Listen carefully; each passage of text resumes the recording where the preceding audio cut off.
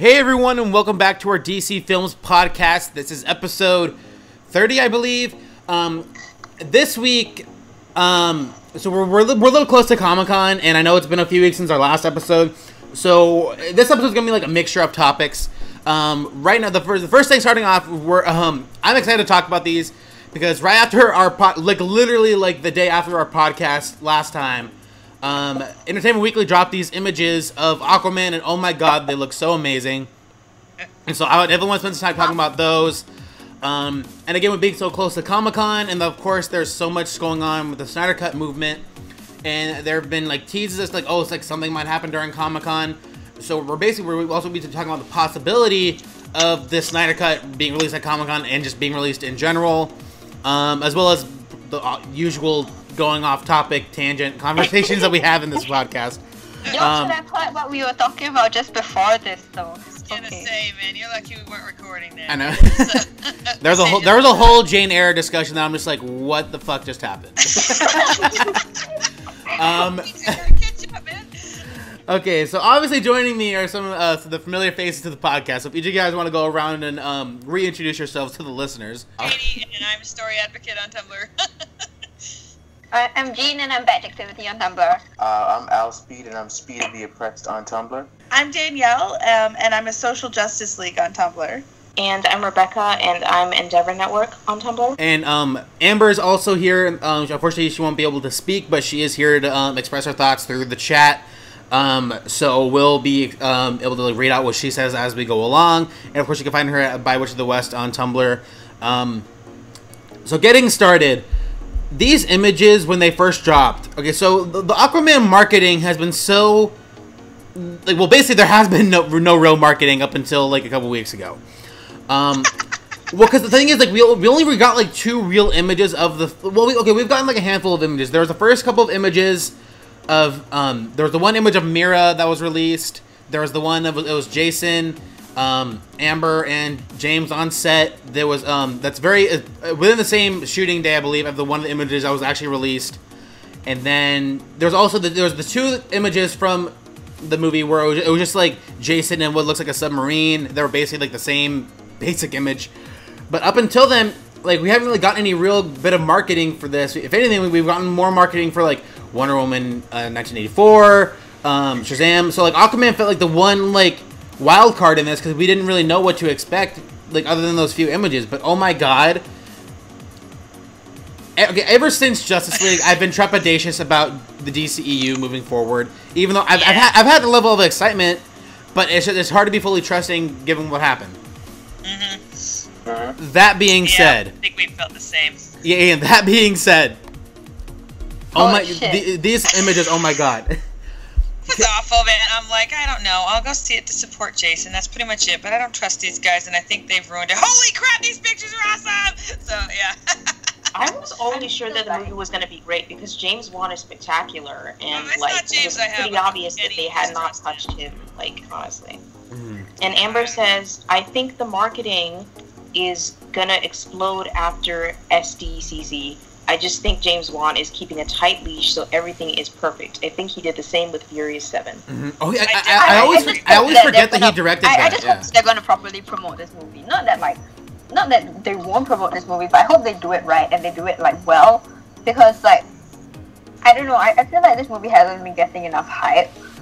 Yeah. I haven't heard about it outside of DCEU circles. I haven't heard about it much outside even though I used to write for Geek magazine, they didn't really cover much about that, and that's just tragic because every time I see these pictures, I die. I think it looks really exciting. I think what's good about this stuff is I'm actually glad that they're not putting out a lot of stuff for Aquaman as of right now, because I think what DC and Warner Brothers are trying to do now is they're trying to get as much distance from Justice League as possible, and they're therefore just trying to fine-tune everything so that when they do reveal a lot of promotional stuff for it, it can stand on its own rather than being, oh, Justice League didn't do so good, we got to put out some promotional stuff for Aquaman so that people can forget. But now, for this one, they're just, getting some distance, taking some time off, and really planning stuff out before they decide to just blow our minds with all this. Yeah, I feel like they're on the side of caution with this one, and I'm glad for it. Well, because remember after Batman v Superman, they had that set visit of Justice League with all that, like, the images of the Batmobile and stuff came out. Like, usually for set visits, those don't, like, all of that stuff doesn't come out until, like, right before the film was released. Yeah. But because of, like, obviously the critical reaction of Justice League and all that stuff, they were basically doing damage control. Yep. And they thought, hey, if we show everyone how light this movie is going to be, that'll help us in the long run. I mean, but I mean, unfortunately, at that point, it was still Zack's production. So what they saw was what Zack was going to have. I mean, in the scenes that they showed, I mean, they were mostly in the movie. I mean, the one that got the most traction was the one of Barry and Bruce, but of course that one got fucked with, as we have come to know. I was gonna say, that one got chopped all to crap, because half of the dialogue was gone. That's what made it funny.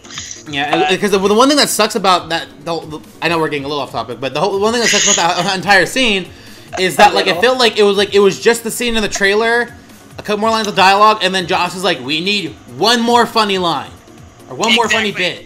And we've got to make him goofy and funny, you know. We have to make him socially awkward, because that's what this is. We're not talking this one. And it's just, yeah. And also, I feel like nobody talks about this, but, like, in that one scene, they just superimposed a K-pop girl song in the background really, really loudly. I love Blackpink as much as the next K-pop garbage trash, but like, come on, that was just really jarring. I mean, That's too much for you. I mean, I didn't mind it as much, but I don't listen to K-pop, so, like, obviously, like, I don't know, like... No, the worst part is that it wasn't synced up with the video, like, the song wasn't synced up with the video. Oh, jeez, yeah, that would, well, because I think, obviously, I think they did that in post-production, because that definitely wasn't there in the first trailer. Something else was definitely there. Ezra Miller said he liked K-pop? Huh? I think it was because Ezra Miller said he liked that group, and I guess they just added it in. Maybe he only did entirely that possible, after, like, I think it's more that they told him that this was gonna be in the movie, so he did his research on that group, because he only spoke about it in the interviews after the movie. He didn't like say anything about that before. Yeah. Mm-hmm. Well, and you have to wonder, even if he was like, oh, I love this group, and they were like, cool, we're gonna put it in, if they're messing with it afterward, it still was a matter of, we've got to lighten things, and we need funny stuff in the background to show how quirky and funny Barry is, as opposed to the fact that I think Zack's take was a little bit more. Barry's already doing superheroing on his own, and he's already got, monitors and stuff like that. He's already taking in lots of information and stuff to be, on the edge and in the know if he needs to go out and do stuff. And so it's just an entirely different take, and I'm sorry, guys, I don't want to complain all day long, but this is what I do. I really feel like we were robbed of the Barry that we were actually going to get, and I'm still waiting on that one. I want the Barry that... love Ezra, and he did great with what he was given, but I feel like Joss came in and went, he's too serious, and I need a funny, quirky character, so he shoved all that crap out, and then put in the funny, quirky brunch stuff and everything, and made him a goofball, a little bit scaredy cat. And it's just not the same. Ezra did a fine job with both, but I really want to see what was originally there, what we were supposed to get, because I think Ezra... So, like, what we get with Ezra is a great, like, we were bound to get, like, this really great balance between the two. I don't think either of those tones is incorrect for Barry Allen. I just think that... like, Ezra was going to be much more capable of keeping that balance, of having him be really serious. And that's the thing, is great comedy comes out of characters like that. Like, actual funny stuff, things that are actually funny, have to be grounded in that realness, that we have to love the character and then laugh with him instead of at him. And that's something that we could have pulled off with Barry. And you can see the fingerprints of that. Yes. You can see the brushstrokes underneath the bullshit that was poured on top of it. And it's heartbreaking, because it's like Ezra was about to give one of the best performances of his career. He absolutely was. You can tell he was going to. You can see little pieces of it, the same way that you can see, like, that Ray Fisher had so much more to give this movie. That's so shitty, because it's like, that's what upsets me. Yep. The serious was always going to be there, and the funny was always going to be there. Like, one of the funniest moments in the movie is a Zach moment. Yes. I know. Sorry.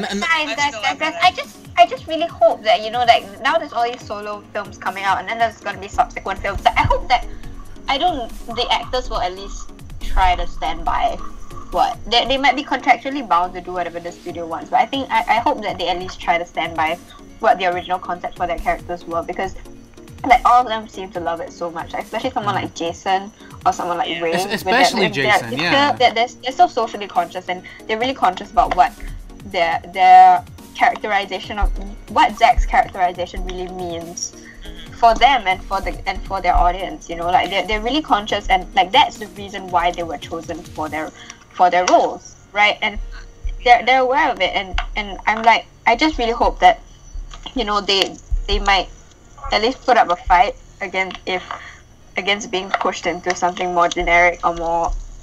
I think it's all a matter of how much power they feel they have. Yeah. And if they don't have the, how do you put it? Like, you know, when a certain actor gets enough star power that he knows he kind of makes or breaks the franchise, he's got the power to argue with them, because it's pretty much, you know, if he wants to go that far, if I leave, then this is pretty much dead. You know, you and would think that's true about Henry Cavill. You would. Henry's a different breed. Yeah. I love Henry. Dude, why can't we have honestly some on the face like really, really sweet. You know, and Robert I don't think he's got the teeth for it. So, I also think it has to do with Superman and how DC feels about him. Yeah. But anyway, back to the Aquaman images. How did we start talking about this? Like, It was okay. This was my fault because I started talking about the one scene from the Justice League, and then we kind of went off on a bit. You know, this happens in my house a lot. Somebody will bring something up, and then I get going, and they're like, gosh dang it, who started this? And they look at the offending person, and they're like, I'm sorry. So, yeah, you know, this is just how we're built now. You bring it up, and we're going to go. So, okay, so I think to actually talk about the images, the one I want to talk about first off is the one cover of the three characters with Jason, Amber, and Nicole. Okay, here's the thing. I totally forgot how amazing Nicole Kidman was up until this year, because I watched her HBO series from last year, Big Little Lies, and she was so good in that. Like, oh my god. And then these images of her as Queen Atlanta, she looks so stunningly gorgeous. Like, oh my... like, how you... This entire movie is just, like, talk about spot-on casting. I know. Yeah. And I can actually see a bit of the resemblance, to be honest. Like, she looks... Like the cat. Yeah, I'm gonna keep. There's just a tendency with Nicole to kind of play up, sort of like her strange beauty, and sort of like push it to a point where it's like almost alien, and it feels very like arm's lengthy, and it makes you feel like further away from her. And a lot of directors have gotten a long way with Kidman doing that, and I think that there's reasons to do that, but I just love how like human and connected she looks in this picture. Like, it's just so very it's already relatable content. It's already content where you're like, oh my gosh, like this is gonna be something with emotional weight. It's not just, they didn't hire Nicole Kidman for the way Nicole Kidman looks, and I think that happens to her way too often. I think that like she's super talented, and it seems like we're actually going to utilize that talent, and that's really exciting. Yep, that is very exciting. And the costume design for this movie, it's just because with the Aquaman characters, at least their looks in the comics, it can go either way. It can look really, really good or really, really outlandish and ridiculous. What they've been able to do, I'm just so shocked at how good they all look. Yeah, I'm amazed about Jason Momoa's whole armor thing, because that was one thing that when I saw the first image of that, I was actually very impressed by how real it looked to actual armor. But I think one of the things that was worrying me the most about this Aquaman film was how they were going to do Black Manta's whole mask, the whole helmet. I mean, it looks like they're playing it straight, but yeah, it looks like they're playing it straight, but it looks appropriate for the world, you know. Yeah. It's like in match. Well, and he's not wearing it though, so like it's entirely possible this is a prototype. It's entirely possible this is like what the final helmet is based on. Like it's entirely. True. I mean, the marketing for Black Manta so far has been like very like tricky and misleading, and sort of like this is the one thing in the movie we don't want you to know anything about. Yeah. And that's the thing. The actor posted a picture, but it was just him wearing like a. He's been a magnificent troll. He is. I gotta say, I'm like, who the heck is this guy? Oh my gosh, he's kind of hilarious. So he like won me over just by his little obnoxious trolling posts and everything like that. And I was like, you're kind of funny, dude. So yeah, I'm here for it. But you're right. He's like the master. And, you know, I'm gonna show you. Never mind. And it's good times. He's very funny. So and I agree with you, Danielle. Though that could be anything in terms of like the prototype or the inspiration, or you know, the first one before it gets even better, or the real thing. It's really hard to tell at this point just from a picture what he's actually going to look like. You know, what his helmet's going to look like. So I guess we have to wait and see. And so to move on to one of the next images, one of the ones I want to talk about next is the one we're kind of speaking of, you know, Atlanta. The one of her holding little Arthur, about to give him to his father. Beautiful. It's. Oh yeah, I like. Again, so human, you know. Beautiful. Yeah. And the way the lighting is in that picture, like I'm prepared to like cry in the first like 10 minutes of this movie. Oh, me too. I cried just looking at it. I'm like, oh, she's giving her baby away, you know. But I agree, the lighting was what struck me. It's really, really beautiful. And she, again, you're right, Danielle, is so very human, you know, so very relatable as a mother who cares for her child. And so, yeah, it works for me. Mm-hmm. Especially because, like, I really want to know, like, how, like, Arthur, like, cause we got, like, a tiny, tiny little glimpse of, like, into, like, his feelings towards Atlanta and Justice League. But, like, how would that feel to him to know that he's of, like, a royal ancient race, but his mom, like to save his life, had to give him up and leave him on the land? I really want to know how that really, really affects him. Because, again, we got, like, a tiny, tiny little bit of it in Justice League, but that's one of the things I'm most excited about, is to see how that has affected Arthur in his adult life too. And I feel like there's so much empathy, and there's so much emphasis placed on this relationship, because like the way the lighting is in this shot, like there's like a halo effect on both of them, and the way that like this is sort of like a bright shining moment, like there's like sort of like a narrative support for her making this decision, and it makes me feel like we're going to turn around and sort of like give him reasons, give him really good justifications for his mother's decision. And I think that's going to be really interesting. It's going to be like maybe like a thing that's framed as, you know, the right decision, a thing that's framed as like not like you know, like a desperate leaving Quasimodo on the steps of the church kind of thing, and more of like a, you know, I've made this decision at great length about what's right for my child. Yeah. Mm-hmm. And that's gotta really play into like his relationship with Orm too, like, and how Orm feels about the fact that like his own mother had a child with a man who's not from Atlantis or not from the seas, and how Orm views Arthur in that way. He's like I mean, obviously I don't know how the film's gonna play it out, but he could potentially see it as like a, you aren't one of us, you are like a half-breed, or like really play into like the racial aspect of it, which I think can make for a really interesting narrative. That, to be honest, because James mentioned that was one of the things that he really keyed into, was the whole idea that Jason, being, you know, part Hawaiian and part not, really never felt like he belonged in either world. And James said that's the story he wanted to tell, and I was like, oh baby, gimme, you know, because I love to see that kind of story that really highlights how people can feel very much that they don't belong in either race that they are a part of, and I think that a lot of people do struggle with that and grapple with that, and I would love to see that portrayed. Yeah. Amber says thank you, Zack Snyder, for your brilliant casting, and yes.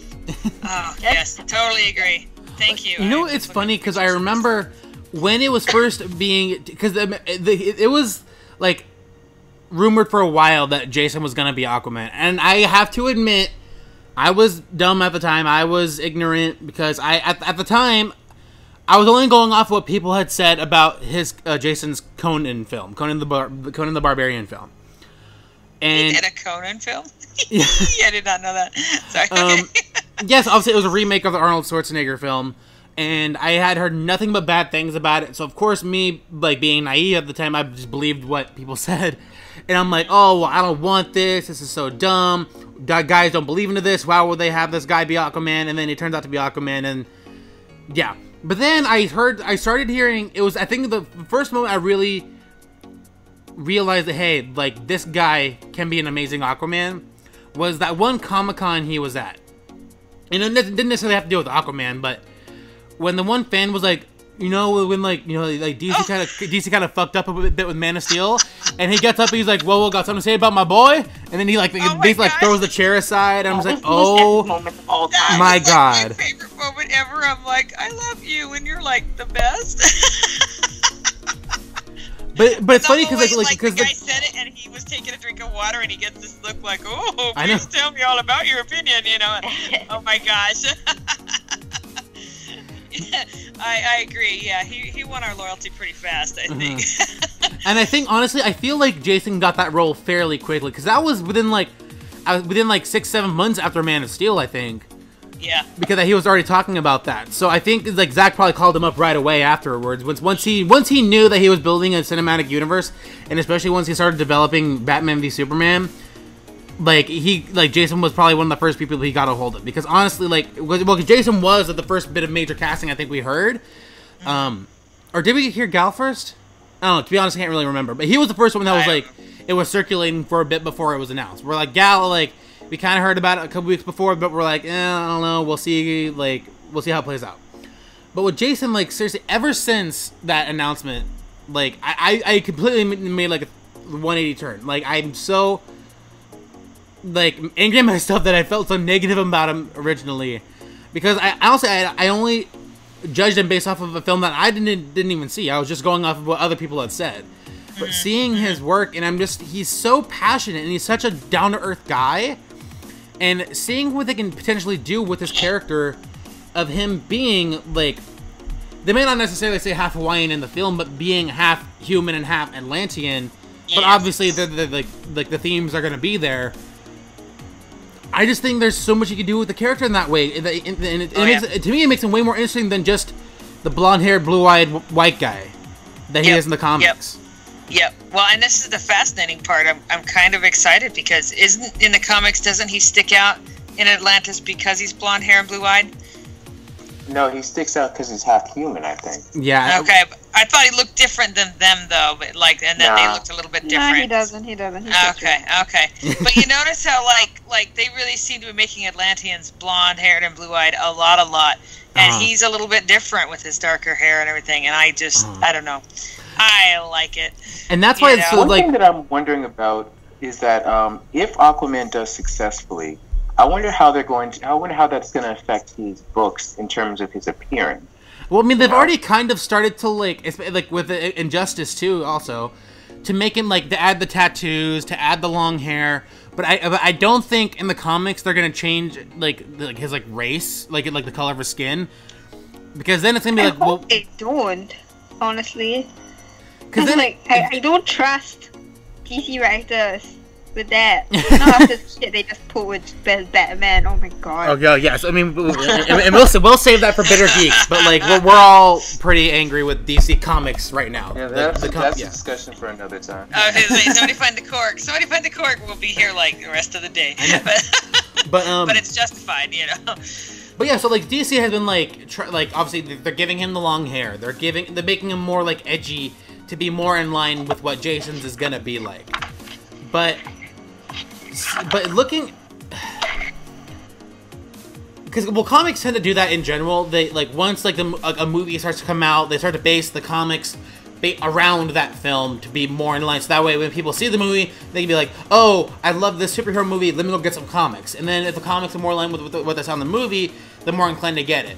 So like if you go out and see the Aquaman movie, and we're like, "Oh, here's the issue of Super Friends #3," and people will be like, no." Like, well, of course people want them to be more of like, "Oh, hey, like he's similar in this comic, so maybe I'll give it a shot," and then people get into comics that way. This is the thing, though. The way that they've been dragging their feet about this transition has me, like, really nervous and annoyed, quite honestly. Like, I think that, like, they could already be selling comics on his image. They could already be, like, you know, promoting this particular Aquaman. Like, Justice League did come out. It wasn't good, but it came out. Like, Amber says that Steven Sajic. Dang it, Cedric. Okay, did the art for Aquaman for a while, and he gave him the full beard and long hair, but he was still blonde and blue-eyed. So you're right. They are. We're inching toward. They are dragging their feet. Yeah, they're dragging their feet. Long hair. He's had like the long hair and stuff for a while in the comics before the New 52 hit. Yeah, well, yeah, he did have it for a bit in the '90s, and I think that was also part of the look of that Zach wanted to go for, to make it a little more like. Not necessarily like, edgy, because I don't necessarily like that term being used for this universe, but more... Well, he's a 90s comic guy. Yeah. You know, it wasn't like, all I remember is I did see Superman the episodes of the... chose. Yeah, and I did see the episodes of the Justice League when they featured Aquaman, and he had long hair and that was in the 90s. But I agree with you, I think it just, I don't know, it makes him look more otherworldly and farther away from just a regular human, you know, with their close cropped hair and everything.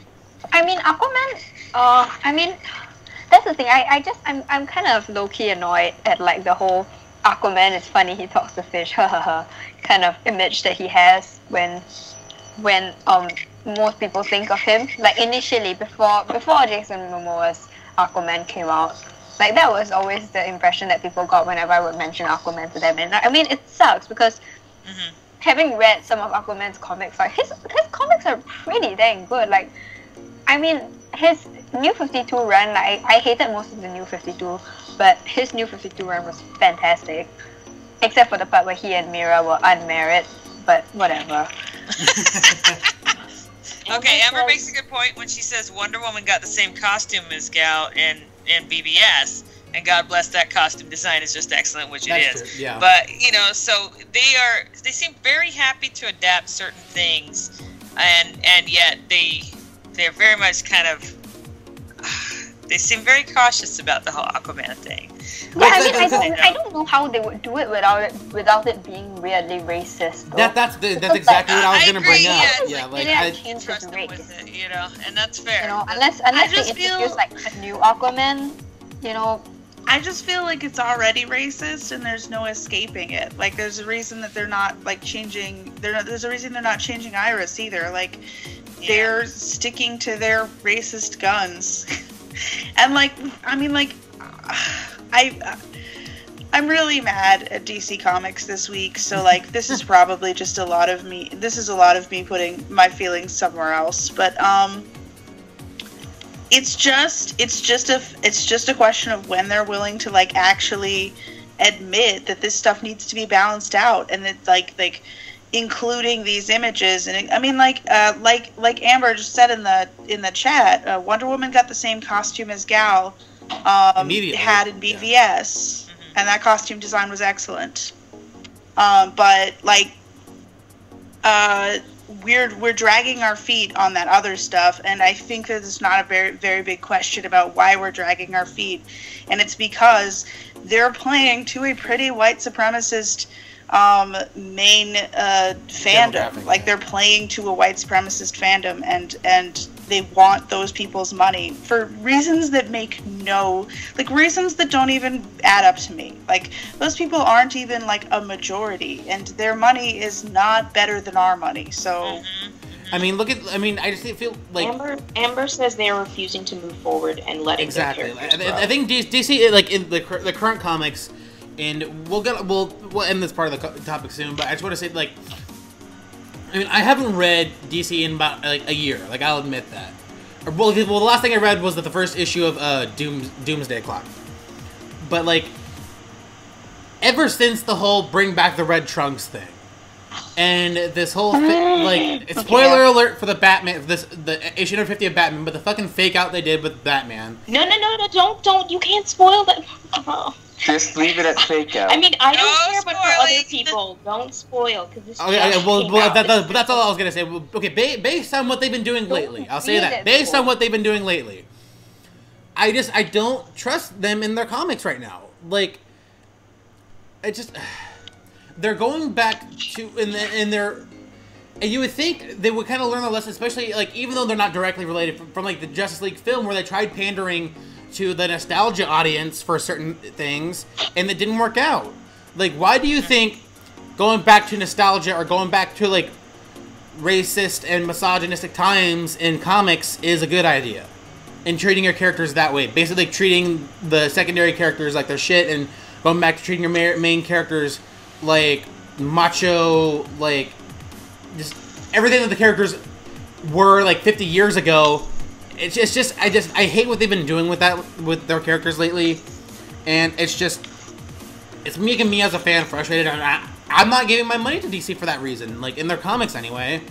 So yeah, I don't know. We'll see how the comics end of things play out, but yeah, those are just my thoughts. Amber says, and it's not like we can find refuge on Marvel because their comics are a bigger mess because they keep appealing to the wrong audience. Oh yeah, Marvel is like Marvel has been in a trash can on the comic side for like 10 years now. So like that's like, does anyone like I don't know anyone who like really like is like defending Marvel Comics right now, because they've been a mess for forever.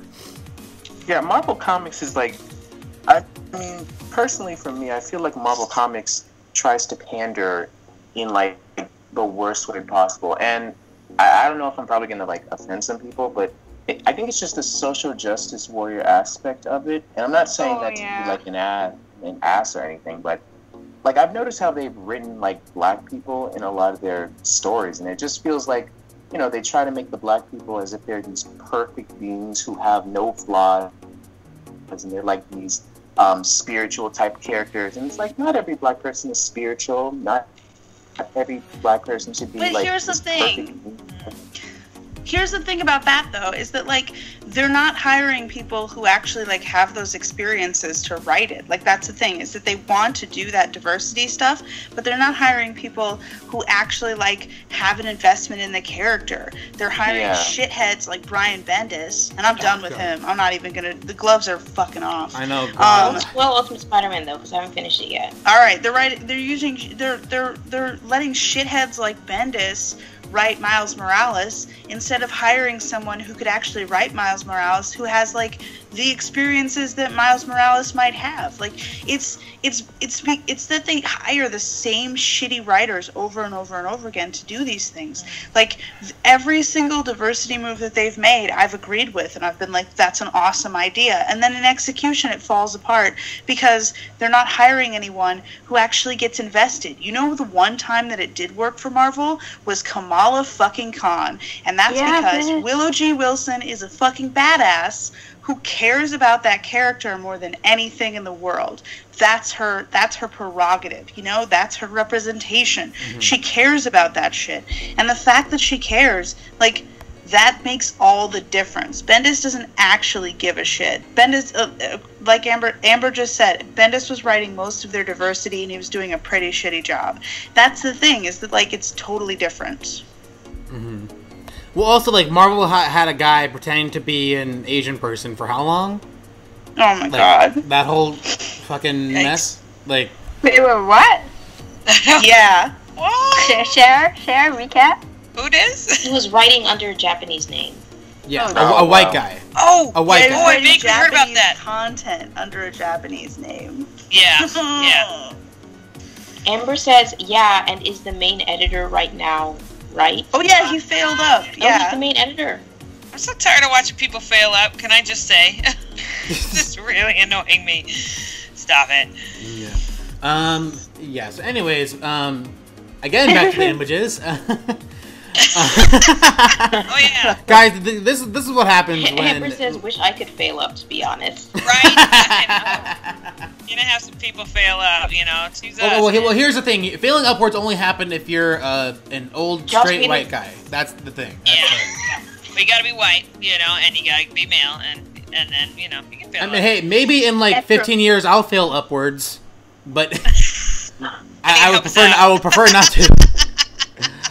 Okay, no, seriously though, can we talk about the picture of James directing, or the one of them on the surface, or I don't know. There's 3 more pictures. So the one I want to talk about is the one I just want to kind of get out of the way because we're kind of touching on it before we got off topic again.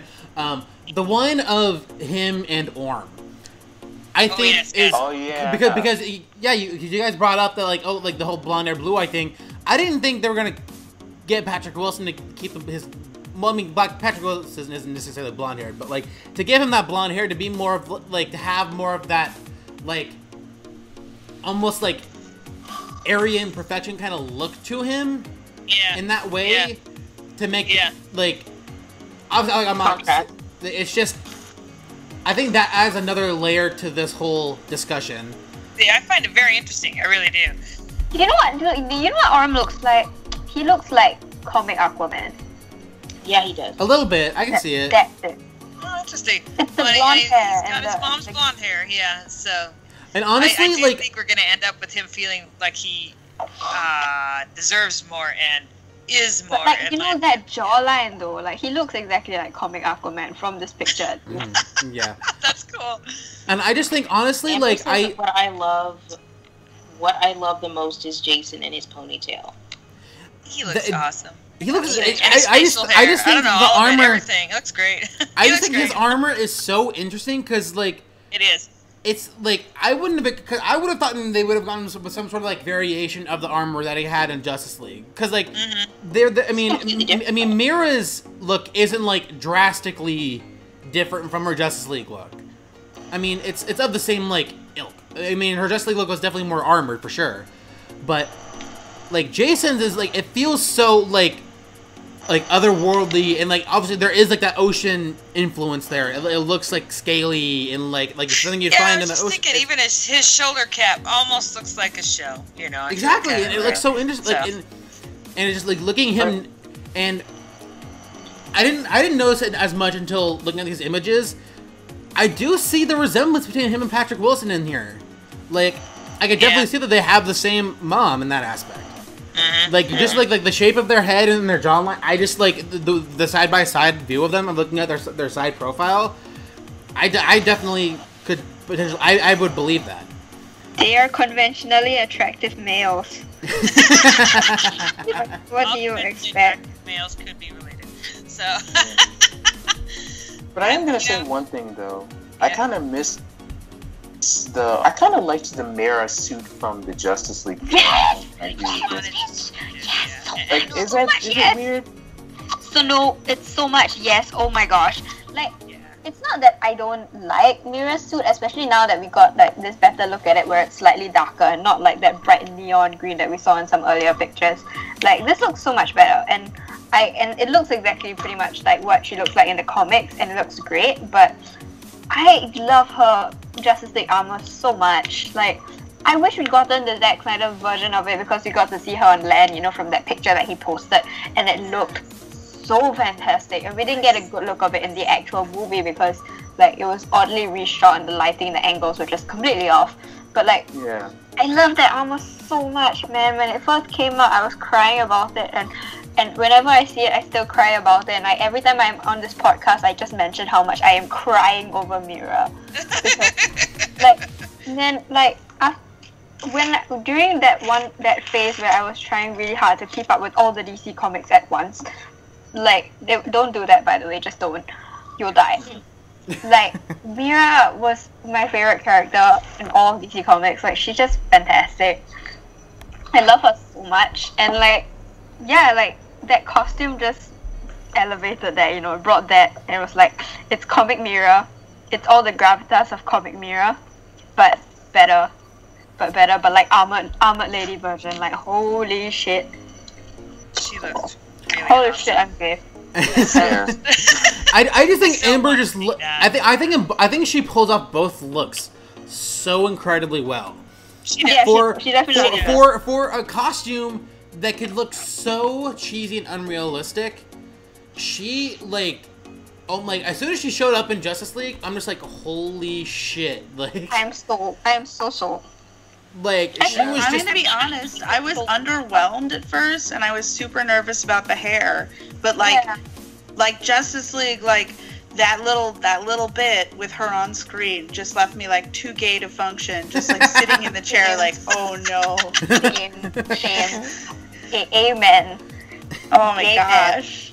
There was so much just like, I don't know, like power coming out of that performance, and just sort of, I don't know, her like don't give a fuck, and just like everything that she put into that performance carries this look in a way that I didn't expect her to be able to carry it, quite honestly. I hadn't seen a whole lot of her, and I wasn't really sure what to expect. And I was kind of disappointed that, we didn't end up with a woman of color for Mera. But there's so much happening in this, and I think that every choice that they made that I was a little nervous about, Amber could sort of put my doubts to bed in this movie. Wasn't it James? I think it was James one that said that she and Jason have really excellent chemistry together, and holy crap, I will back that up a million times. Even just that small scene, I'm like, what the heck, you guys? Stop burning down my screen, So it just, they work really well together. Arthur and Mera is comparable to Clark and Lois in terms of how perfect they are as a couple. Okay. Yeah. Everyone can see it. I think Jason Momoa has great chemistry with everybody on this set. That's true. That guy. Okay, Amber's making me laugh. She's like, dude, Amber looks freaking gorgeous. The red hair, the attitude, everything about Amber and the costume is spectacular. I think Amber really likes, Amber really likes Amber. There you go.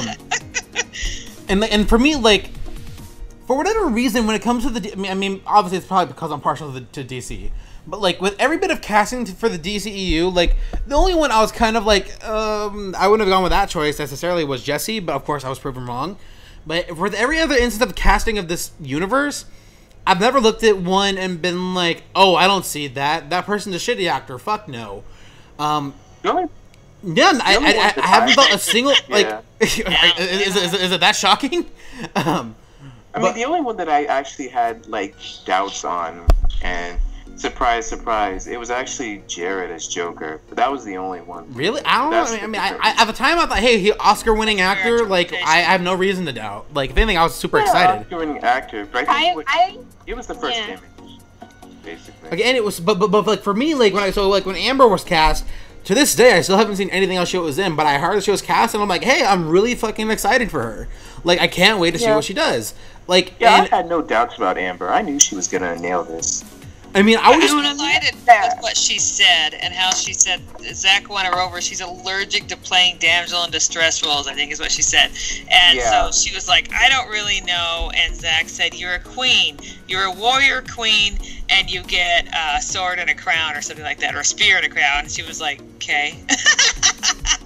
And that made me laugh, because I could entirely see Zach just laying it out like that, and her being like, oh yeah, I'm totally there for that. So, I'm at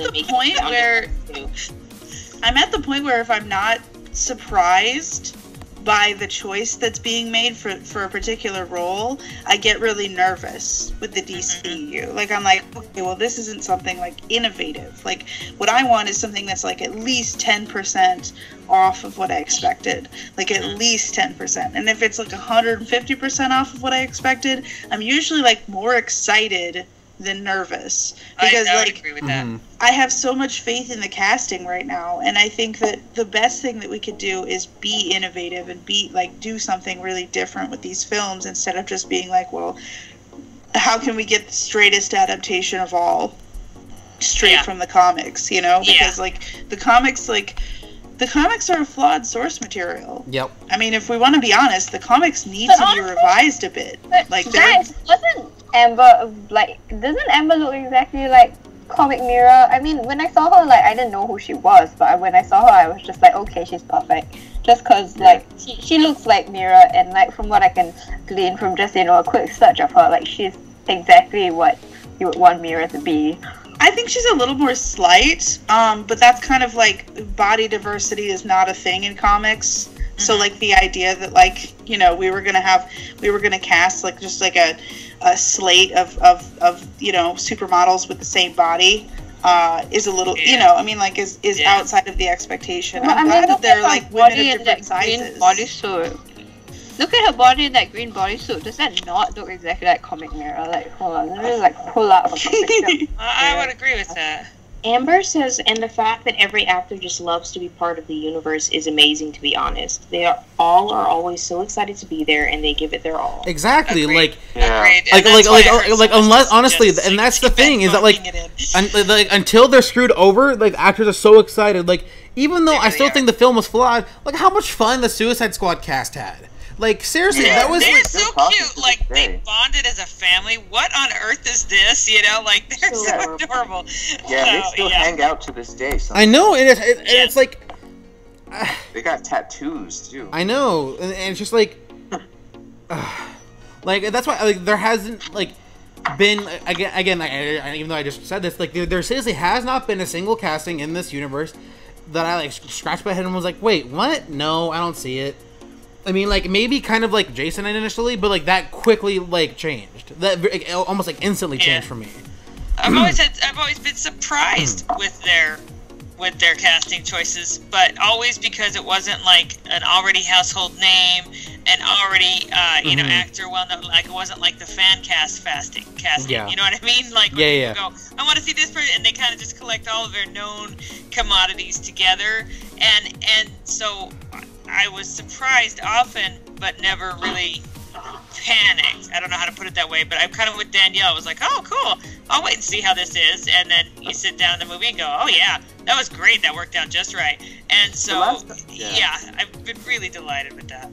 The last time I was ever surprised... Oh, what'd she say? She says, I agree with Danielle. This is why I'm tired of seeing the same redhead being fan cast as Poison Ivy. Let's be a bit more creative. Yes! That's what, like, honest... That's, like, seriously, like... Stop putting forth Jessica Chastain as Poison Ivy. I'm fucking done. I'm gonna start calling you out on Twitter. I'm gonna start being aggressive about this. Please stop. Stop it. Choose something interesting. I know. Yeah. Well, here's one thing I want to say. Like, in terms of fan casting, and this is just me personally. Like, this is a little off topic, but whatever. And this has nothing to do with her talent. This is just like me seeing the fandom, and it's just kind of like annoying me at this point. But like, I'm kind of tired of seeing Miranda Baccarin fan cast as Selena lately. Because it's just... Oh, yeah. Like, nothing against her. I mean, she's not the only right choice. She's not the only right choice. But I'm just tired of her being like... Everyone's like, no, she's the only one who can play her. I'm like, no. Like... And again, it has nothing to do with her and her talent. It's just like... Like, Hollywood has more than 10 women. Like, I know. Branch out. I think this is the problem. Oh, who? Gina Torres for Selena, Amber. Yes. You know? And Amber says, let Jessica be Batwoman. Thanks. Honestly, like I'm not even that big on Jessica Chastain anymore, to be honest. I think in the end, I think that's what I've always been impressed with Zach's casting, because he doesn't tend to go for the known commodity, and he doesn't tend to go for that one that's like, well, you know, their face and hair is similar to the character, so therefore they must be great. He spends his time finding different aspects about the characters. It's because he does have imagination, yes. But, you know, it's always like, okay, so I'm looking for a gentle personality to play Superman, you know, to play the strongest man ever, you know. Oh, Henry's perfect. You know, I'm looking for someone who doesn't feel like he quite belongs in any society. Ooh, look at Jason, you know, and then we'll go ahead and just adapt his tattoos to everywhere. And, you know, he spends a lot of time really looking for kind of the core personality traits that he's after for portraying the character in his casting. And he tends to go for less known and, you know, or up-and-coming people instead of just going for the star power. And I love that. And so, yeah, unfortunately, fan casting and, just people casting go, well, I know of this person, and I think they're great, so this would be perfect. But often they're just looking with their eyes, and they're not looking with any other sense of what the character's about. I'm still behind the idea that maybe, just maybe, if Halle Berry was given another chance, maybe, I don't know. I'm still sticking to Halle Berry getting another chance at Catwoman. I don't think that's a bad idea. Yeah. I mean, like, it's not her fault. What I'm looking for primarily is, like, the Eartha Kitt inheritor to Catwoman. That's my problem with the casting, is that every time I look at it, I'm like, it's not Eartha. Like, that's my Catwoman. That's where I sit forever. And it's a really weird place to sit, because half of the people are like, wait, who? And it's a mess. I'm like, yes, I know exactly who you're talking about. That's the reason Gina Torres would be. That's the reason Gina Torres would be brilliant, because Gina gets in both of those.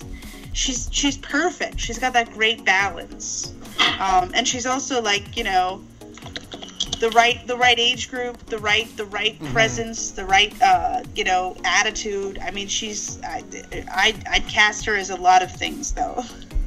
Oh, Amber, okay. She says, going for what Katie was saying, I'll always be happy that they made all the Amazons get Gal's accent, because that fits the character so well. I totally agree. Yeah. That made me delightfully happy. I didn't even realize I wanted that until it was there, and then I'm like, oh my gosh, it's perfect! So, yeah. I'm trying to think of who else would make a great Catwoman. No, it's okay. I can't. That's what, honestly, I'm not like. Here's the thing, I'm not that great with fan casting. Like, I'm just not. I'm not either. I don't fan cast at all. Like, the only fan casting I've ever had, like that would, like, legit, like, I was like, I want this person so badly, was Jeremy Irons as Alfred, and that came true. See? Isn't it great when it comes true? I did that in my Harry Potter days back in the day, but, you had a smaller pool because you knew they were picking mostly Brit actors. Like, okay, I will just put this out there just because I love her, and this is probably just a personal weakness on me and just a weird little fan casting moment for me, but I swear, I really think Candice Patton could nail Catwoman. I would like to see her get a chance at that, because I think she has good talent, and I'd like to see her broaden that, and I'd love to see her in a different role. But that's probably just Candice Iris Patton, on the Flash. Iris on the DC TV Flash. Oh. And she could be really fun. If you ever actually watch the episode in season 2 where he goes to Earth 2 and it's a different Iris, she's lots of fun. And I'm like, dude, I want to see more of that one. She'd be perfect. It's just how that, old is she? She just turned 30. Oh, okay. She's just not being done justice on the shows. Really. Yeah. And honestly, she deserves so much more, because the fandom treats her like shit. The writers half the time don't know what to do with her. Yeah. Like, and I'm She does have dedicated followers who definitely stick up for her, though, and I'm so proud of them, because they put a lot of time and effort into making sure that she knows she's loved in that role. And honestly, other actors, some don't get that, so they work hard at it, and she deserves it. She's a lovely fantastic. So, yeah. I think she's the only thing that keeps too young for it, because, like, of how old That's fair, because they always want to cast Batman as a little bit older. You're right, I hadn't thought about that. And unfortunately, that's just probably the Hollywood, casting. I just hope they don't do we've all been told it's normal, and it kind of slips out. Oh, Amber, no woman is getting justice on CW, DC TV, except those on Black Lightning. I would agree with that. Yeah. So. But, no, guys, but I just hope that whenever they do Catwoman, like, she'll actually be the same age as Bruce, because we'll have them, like, 20 years in Gotham side by side, But that is, like, really important, to be honest. And if have, like, her be 20 years old and new and creepy and gross and Yeah. If Zach was in charge of this movie, I would not be worried. But because it's not Zach, I am worried. If it was Zach, I would have been like, of course they're gonna cast someone Ben's age. Yeah. Like, about that. Because, I love Matt Reeves. Like, he's done some great work and everything, but, it's not Zach, so of course I'm concerned, the Hollywood formula is difficult to break sometimes. you know, and it comes out in the wildest and weirdest ways, and it's, you know, it comes from the top down. Like, often it's like, I don't know if they're hot enough to get the draw. I don't know if, you know... Well, like, how beautiful would it be if the entire DCEU just reflected Henry and Amy's dynamic? Right? There's no reason they couldn't do that.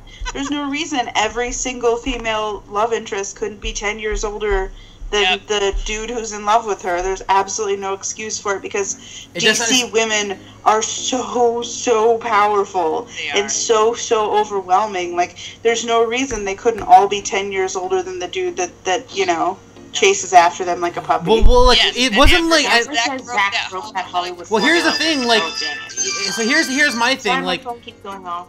It's okay. Well, I know this is like a little off topic, but like, wasn't like Lois Lane in Smallville technically like a few years older than Clark too? Yeah, she was. She was like. It's been a pretty constant pattern, I believe. That's cool. Yeah. And I think in some ways they recognize that the character as Lois has always been created to be quite mature, you know, and not just a little, you know, follower herself in love woman. Except for those few in the office. Except for those few interpretations where they make Lois an idiot. Okay. Yes. Yeah. I know. Which unfortunately, yes. Can I just say this, like, in terms of like the DCEU casting, I just think it's hilarious that like we're slowly like integrating like everyone who's involved with the Sam Raimi Spider-Man movies into this universe. Between respect Sam Raimi, they don't respect him. They need to. No, I mean between Joe Manganiello, J.K. Simmons, Willem Dafoe, and Willem Dafoe, honestly, like... I didn't put that together, but okay, you have a good point. Look, seriously... Hi, guys! Oh, hey, Fatma! Hi! Hi, how's everyone doing? Good. We're still on Aquaman, surprisingly enough. That's amazing. Aquaman and other things. Alright, so what's the general gist of the conversation so far? We're talking about fan casting in Hollywood and how they like to cast weird age differences. Actual casting. Well, it's been the conversation's been like a mixture of like just like the DCEU casting and like just fan casting not being very good. Yeah. No, but sometimes I'm looking at a fan cast. I'm just like, wow, that is on point. I mean, they always don't cast an Arab for an Arab role, so I'm used to that. But how did Zack Snyder even think of Jason Momoa? Because it's so out of the box and it's so perfect and it's so amazing and it's so revolutionary, because you've got this white blonde guy in canon, and then he chose wait, before I get it wrong, Jason is Hawaiian, right? Yeah, he's of Polynesian descent. Yeah. Polynesian, who looks like Jason Momoa. He looks hot and he looks amazing and he looks, you know, 50 Shades of I don't know what to do with myself after seeing those photos of him wet and, you know, angry, because, like, I'm not even joking, like, when I saw those pictures, I was like, I don't know how I'm gonna survive this movie without dying inside. But, like, it just goes to show how amazing Zack Snyder is for casting someone like Jason Momoa for Aquaman, and at the same time, it's a very smart casting as well. Because if you want to remove, you know, the joke around, you know, him talking to a fish and him being, you know, just not very a nothing superhero, and that reputation that he has, you bring Jason Momoa, Khal Drogo, and what's his other movie he was doing? Sorry, Amber's killing me. She says Aquaman is about to be every bisexual's dream. I can't wait for December, to be honest. Oh, don't me with this. I'm going to go in that movie and I'm going to just die for like how many hours straight, because oh my god. I just, every single picture of Arthur and Mira in the same shot just slays me, you know, like I can handle like one of them at a time. Like I can handle one of them at a time, but if you put two of them in the same shot, I'm dead. Oh my god! Oh my god! You guys just reminded me. So this is like a little inappropriate. So if you're younger out there and you're not used to hearing this kind of stuff, you might want to cover your ears for a second. Oh Jesus! What's going on? So I remember. So when the images first came out, because there's the one image of Arthur in the submarine with the water rushing down. Oh my god, nice. this is gonna be really inappropriate, and I apologize ahead of time. But someone's like, Arthur's not the only one who's wet there. Oh my god. Oh wow. Like, oh. Somebody said something like that about the bathroom scene in BVS. They were like, I'm not gonna repeat it, but they said something. Yeah, somebody said Oh, the Bruce Wayne one. Comic-Con about, yeah. So, Oh there's boy. gonna be wet jokes everywhere with I Aquaman. know. Oh, I mean, god. Bruce, like Ben Affleck, what are you doing? Like, Oh, and his shower scene. I used to know I loved Ben Affleck and thought he was attractive until Batman vs Superman. Like, he got so buff, and I'm not into buff guys, which is a weird thing for me that I'm into Ben Affleck in that way. And like his body and his acting as Bruce Wayne and as Batman was just phenomenal. That like the shower scene in the extended cut was like, yes, I love I didn't get that for Clark. I was like, I don't care about Bruce. Where is the Clark scene like that? Like, I'm upset. When he ripped off his shirt. I was like, Give dude, us that Henry seems Cavill's fun, ass. you know? Yes, like I was like, you stole from me, Zach. Like, I love you, but like, please. No, but there is Henry Cavill fucking gags. Oy. But guys, no, but friends, can we just offer up a quick prayer that James Wan will also, like our Lord and Savior Zack Snyder, deliver us some juicy fan service for them ladies and There's no way. I mean, like male Jason attracted Momoa. people. Fair Just enough. I mean, there's Give me some Jason Momoa. Give it to yes. some gratuitous male. Honestly, you have to, like, if you're gonna be a director in the DCEU, that's like a requirement. Like, you have to be about the fan service. Like, you have to do that. Well, the funny thing is, like, Have oh to my show god, your seriously, male like character Injustice. no shirt. Well, the funny thing is, like, when I saw Justice League in theaters, the amount of screams I heard from the female parts of the audience when Jason took his shirt off to go in the water. Oh Are you my god. serious, really? Let me tell you, like, let me tell you how I knew that the scene where the team fought Clark. Let me tell you when I knew that it was Zach's part of the scene, because they did the pan up. You know the pan when Clark is like looking at the pieces of the monument, and they do the pan with the shirtless. I was like, that's Zach right there. Yep, yeah. That's Zach. Well, he had his shirt off, and I'm like, oh, this is Zach. You know, like. I was like, okay, this scene is Zach's. I'm not worried anymore. And then that thing happened later, but you know, whatever. I was like, okay, this is a Zack Snyder scene. We're okay. Well, can I just say this, like, real quick? Like, can I just say, like, because this is kind of have to do with, like, shirtless men in the DCEU, but, like, not, like my attraction to them, but, I honestly, okay, I Nick, miss... we understand. Yeah. Hey, guys, listen, I'm gonna make something very clear. Like, I am, like, 100% straight, but I can acknowledge when the men of the DCEU, like, are, hey, they're fucking good-looking dudes. I'm not gonna, like, I'm not threatened by I'm them. not ashamed. I'll say it all day. You know? Like, it's not like I'm we're not ashamed unable either. to recognize that somebody's good Exactly. looking. Yeah. But like, one thing I want to say, I really miss Jason's look in Batman v Superman. Like, his Aquaman look in that film. Yeah, it looked more tribal. Like, it just looked It so... did. Like, It did a little bit more. Yeah. Yeah. like, it just looked so, like... Like, I don't mind his look in Justice League, but it was just, like... And I understand, like, it would have been as practical if they were battling a bunch of aliens for him to be, like, essentially shirtless with, like, a shoulder armor, you know? But it's just, like, his... Jason can honestly pull off, like, any of these looks so well, and, like you can actually, like, be like, oh, shit, that's Aquaman, instead of being like, oh, ha ha ha ha ha, there's some guy in a fish suit. Like, Yeah. like, It didn't look like a fish shoot though, so I think it went off pretty well. again, Yeah. that goes to the costume designers of the DCEU. Like, it's seriously, like, Aquaman, just looking at everyone in Aquaman, whether it's Aquaman himself or Atlanta, Mira, or even, like, from what we've seen of the Atlanteans and, like, Justice League and stuff, they just look so, like they're comic booky, but, like, not in, like, a completely ridiculous way, which with Aquaman, again, it really could have gone either way. Yeah. Yeah. And, like, honestly, With like... Zach at the helm, Zach always felt that, Zach always seems... Where was I? Oh, he always felt that Aquaman could be a really badass, superhero, you know, and I remember that conversation that he had before BBS came out with some radio call or something like that, and it was very much like that. And so like, coming honestly, at it, I never had any doubts that Zach was going to take that approach.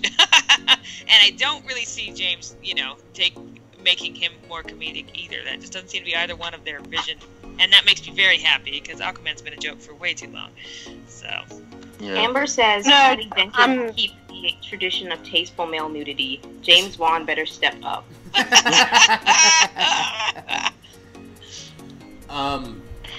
Yeah, I don't feel like James Wan's approach is going to be, Marvel-like either. no. Oh god, know how- that's one thing I'm like it'll be. It won't. I doubt it. I really doubt it because all his other movies, are amazing, and I love his other movies.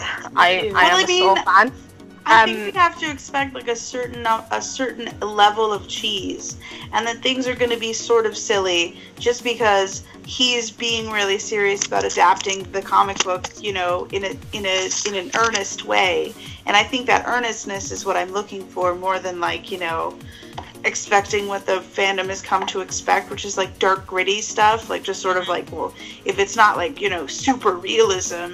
And I'm not really sure that this movie is going to please some of the fandom. I think there's going to be a lot of things that cross the line of believability, that are a little fantastic, that really go to the wall with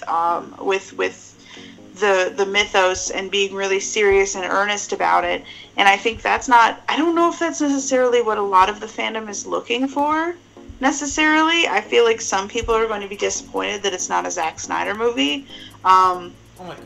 But I've always had faith in They can't expect it to be a James. Zack Snyder movie. James Wan is James Wan. I feel Like, like- it's I a bad definitely idea don't. to walk in expecting that. James Like, is himself, and he's going to James, I feel like maybe because I've seen his other movies, I have an appreciation for James because I've seen a few of his other movies, and I think that he is a great director, and I have a lot of respect for him. So I feel like if you're gonna go into Aquaman being upset about the fact that James Wan is James Wan, you're lost because other people appreciate what he does. Well, and you will have just done yourself a disservice. You cannot walk in expecting it to be somebody else's movie, And I'm not looking for dark and gritty so much and I don't even mind some comedy in there. I think I just want it to be taken seriously, like have there be a balance. that there's actual real, consequences and thoughts and, turmoil and that kind of stuff. But, life has comedy too. And I don't know, I've never viewed comedy as bad. I'm just so frustrated with how the Marvel formula has made everybody think that that's all that there is, and when it starts getting in the way of taking it seriously and or being able to really treat these characters seriously and not just be like, wink, we know we're ridiculous, then that starts to bother me, And so I think that James is going to present it in terms of, taking it seriously that way. But if there's comedy, I'm not bothered by that. I don't want to spoil anybody, but there was that small not outtake, but where somebody caught them filming for this movie, and it involved Mira and some beer drinking dude. Yeah. That was funny, and I'm okay with that. That does not bother me. I don't need it dark and gritty all the time. What I do want is that they're not like, this is so funny, we know that we're ridiculous, so just roll with us on this. And that's that kind of mentality bothers me because it robs all the emotional validity out of it. And so, yeah, that's just where I am. But no, James is James, and you cannot walk into this movie expecting it to be a Zack film, guys. You can't, because it will not be. James is his own director, and he's going to do his movie. Just walk in and sit down and see what you think. And honestly, James literally became the director that he is by doing his own film with Saw. Didn't he just hire out a room, made it as glorious as possible, and used really normal cameras, and he did his own budget, and then the movie just blew up, and then he turned into this massive franchise-like thing. That is the story of how he began, right? So to have someone, I might be wrong with the details, but it's the general gist of how he started. So he has a passion for movie making. He's done it in a really amazing way. He's done the Conjuring series, which is literally one of my favorite movies horror movies, and I love my horror movies. I'm not, shy from the scary and the the dark stuff. I love them, and he's done really well with it, and he knows what he's doing, and he knows how to approach it as well. Because there were funny scenes in The Conjuring at points, and there were funny scenes in it's not just The Conjuring he's done. Didn't he do Insidious? Yeah, Insidious. He did the first two.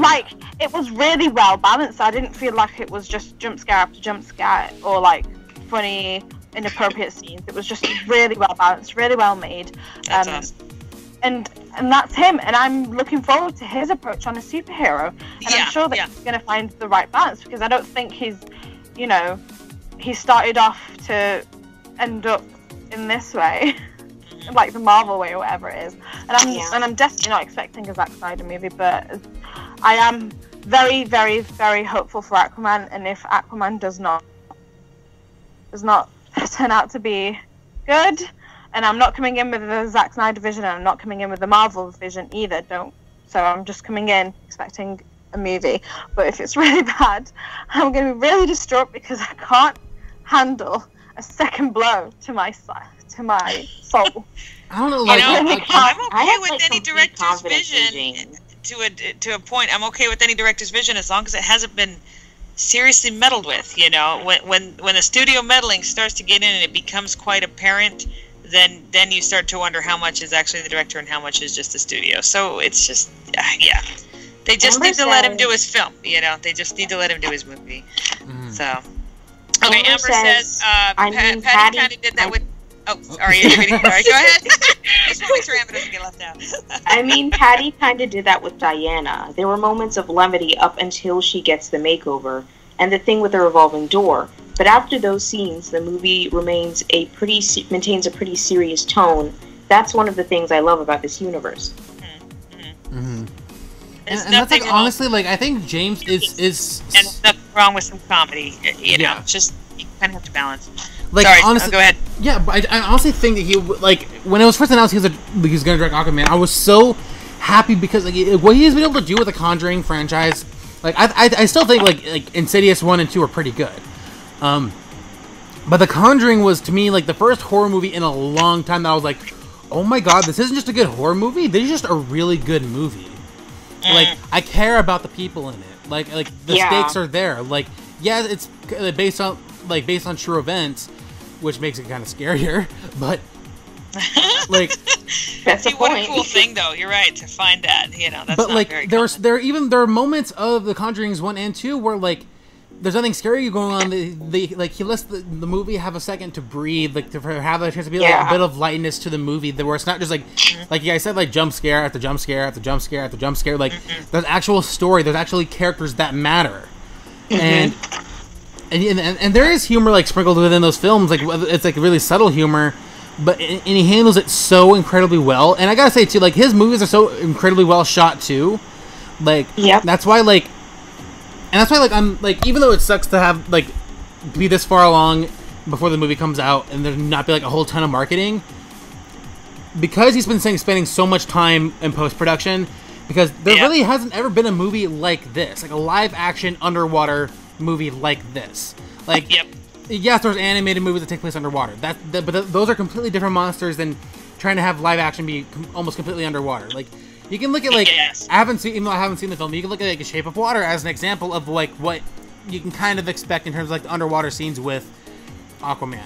But with that being said, James, he said he's spending as much time as he can to perfect the look of his film, and I think to me that says so much about what this film can be, because he's taking so much time to perfect it. He doesn't want to put out a trailer where everyone can look oh my god, the CGI is so ugly and blah blah blah, so many people did with Batman v Superman when Doomsday showed up. He doesn't want that. And I just think that Aquaman is. These images alone have skyrocketed my excitement for this film. Seriously. Yeah. Because I like that he's taking so much care with it, and I'm totally okay with that. That tells me he's more into quality than he is with dancing in front of people and trying to get them excited. He wants it to be quality, and I will back that 100%. And when he put out that tweet that said, I'm sorry, but I'm just not ready to share yet. I was like, that's honestly okay. Sometimes things can be advertised to death, and they can be shoved into your face so much, and you get so much of it that you kind of get spoiled on the movie before you even see it, because you've seen too much. And I would rather avoid that. So if he wants to take his time, make sure it's really good quality, and then finally drop it when it's good to go, I'll wait for that. And I don't think a lot of people realize this, that shooting on water, shooting water scenes, it's hard. It's very, very, very hard. Like, before I got into, like, movie worlds and stuff, I'm a huge Narnia fan. Like, Chronicles of Narnia are my favorite. And I don't remember when Voyage of the Dawn Treader came out, but I remember watching the extras on the DVD, and the director was talking about how hard it was to shoot on water, especially like ships or whatever it is, and how hard it is to get the scenes right. And I was just like, wow, I appreciate movies that shoot on water or sea or rivers or whatever it is.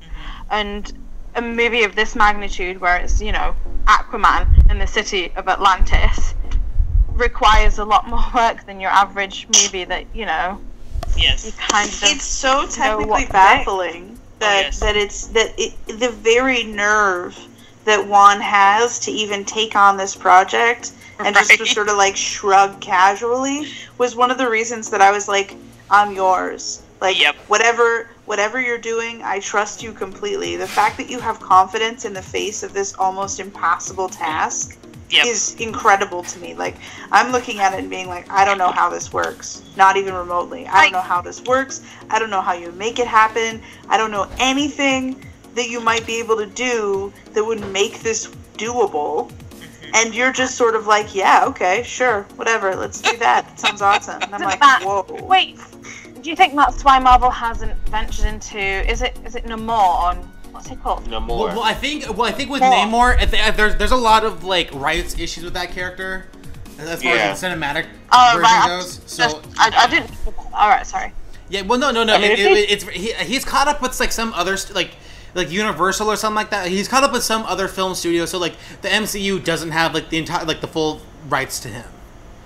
You're joking me. I thought it was just Fox, Sony, and Disney. So no. Universal is mixed into the Marvel part as well. I'm not entirely sure if it's Universal. I just know it's another film studio that's not Sony or Fox. Yeah, they were super broke and they had to sell that shit everywhere, and it's a mess. It's very messy. Well, and that's why like there's nothing neat about their film right issues. Like it's really messed up. Well, and I think that's one of the reasons that Marvel Studios is actually an exciting thing.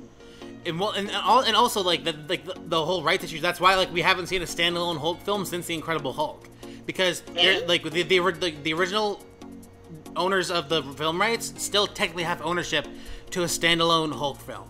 Like that's why you've only seen him in Avengers and Thor and Iron Man. So really, that's upsetting.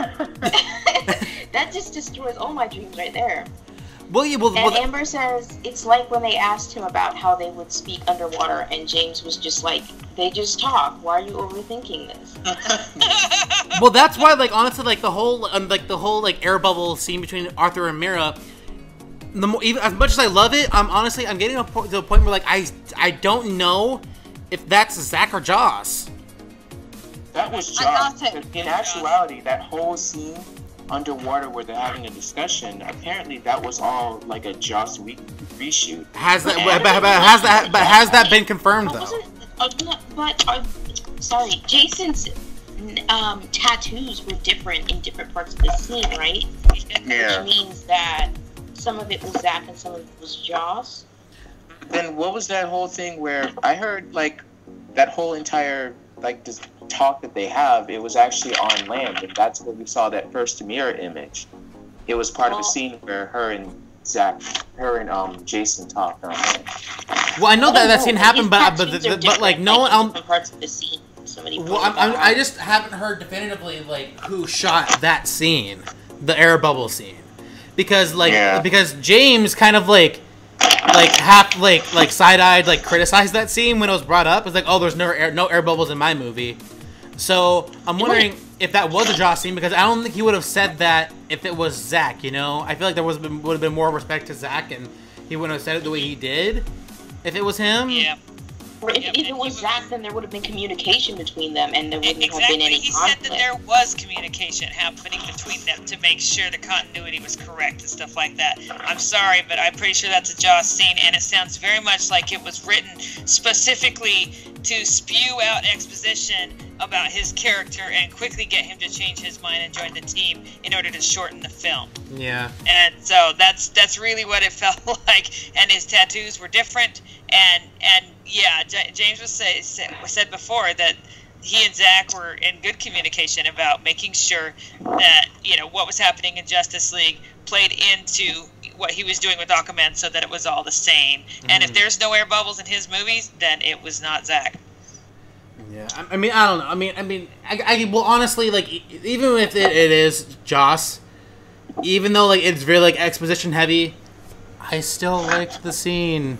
Honestly, that's why I get upset every time somebody says that whole scene was Joss Whedon. I'm like, why do you have to say that? Like, oh my gosh, like, are you sure? Also, because unfortunately it's tainted. But you can't deny the fact that these two actors are really good and they have awesome chemistry. That's okay. You know, there's nothing wrong with that. Here's the deal, like, I just don't think that Joss technically had the time or the budget left on this film to make those scenes. Like, this is where I'm skeptical. I'm skeptical because he came in, he shot a lot of stuff in a very short amount of time, and he had very limited resources because the budget on this film had been eaten up already. And we're saying that one of the most technically difficult scenes in the movie is supposed to be Joss Whedon's. Like, that just doesn't make any sense to me. I'm looking at it and I just can't fathom that they took the time to shoot this one scene down underwater when, like, they didn't technically have to. It's just, it doesn't make any sense. It doesn't make any sense. What are you talking about? Are you talking about when Steppenwolf shows up and takes the mother box and everybody's fighting and there's all of that going on? Or are you talking specifically about the air bubble discussion? Because that's the only thing I'm talking about. That's the same. Okay, so we're separating the air bubble, right? Yes, we are separating those two things. I think that a lot of the fighting before was Zach, but it was heavily chopped, you know, but that was Zach. And then the air bubble takes no more than a green screen and two actors. Correct. Yeah. Okay. So, yeah, right, sorry. I don't think the fight scene was just. If we're slicing that scene in half, then I can see it. But if the whole scene, no way. Like, there's no way they could have got it done.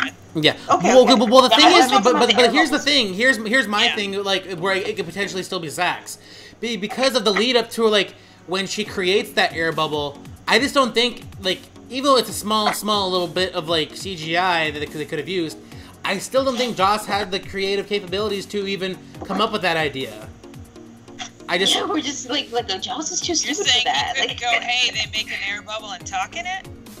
I just know, or just like the technical capabilities of making that. I just don't think that, like, that's something he would have done. I feel like Aquaman would have been, like, a last thought to him.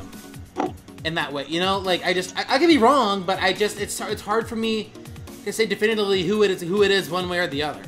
Maybe somebody. I mean, the thing is, Joss could have directed it, but somebody else could have come up with the idea. Yeah. Like, somebody else could have been like, "Hey, maybe they have an air bubble," and he's like, "Oh, good idea," and filmed it. Here's the thing, though, is that I don't think it's entirely beyond him at all, because he's going. I'll bet you like, we know that there was stuff cut out with Willem Dafoe and a couple other people. Like, we know that there were other characters down there that he interacted with, Aquaman, but we never get to see any of that. We only get to see Stephen will take the mother box and him talk with Mira. So if Joss is looking at it going, okay, how do I take all of this exposition and crunch it down to as tight as, as timing as possible so we can get his backstory and send him on his way and still not lose a whole lot and get the movie under 2 hours. I don't think it's entirely impossible at all for him to go, okay, I'll take this scene, which basically gives us a kernel of this, and this scene that takes a kernel of this, squash it all together,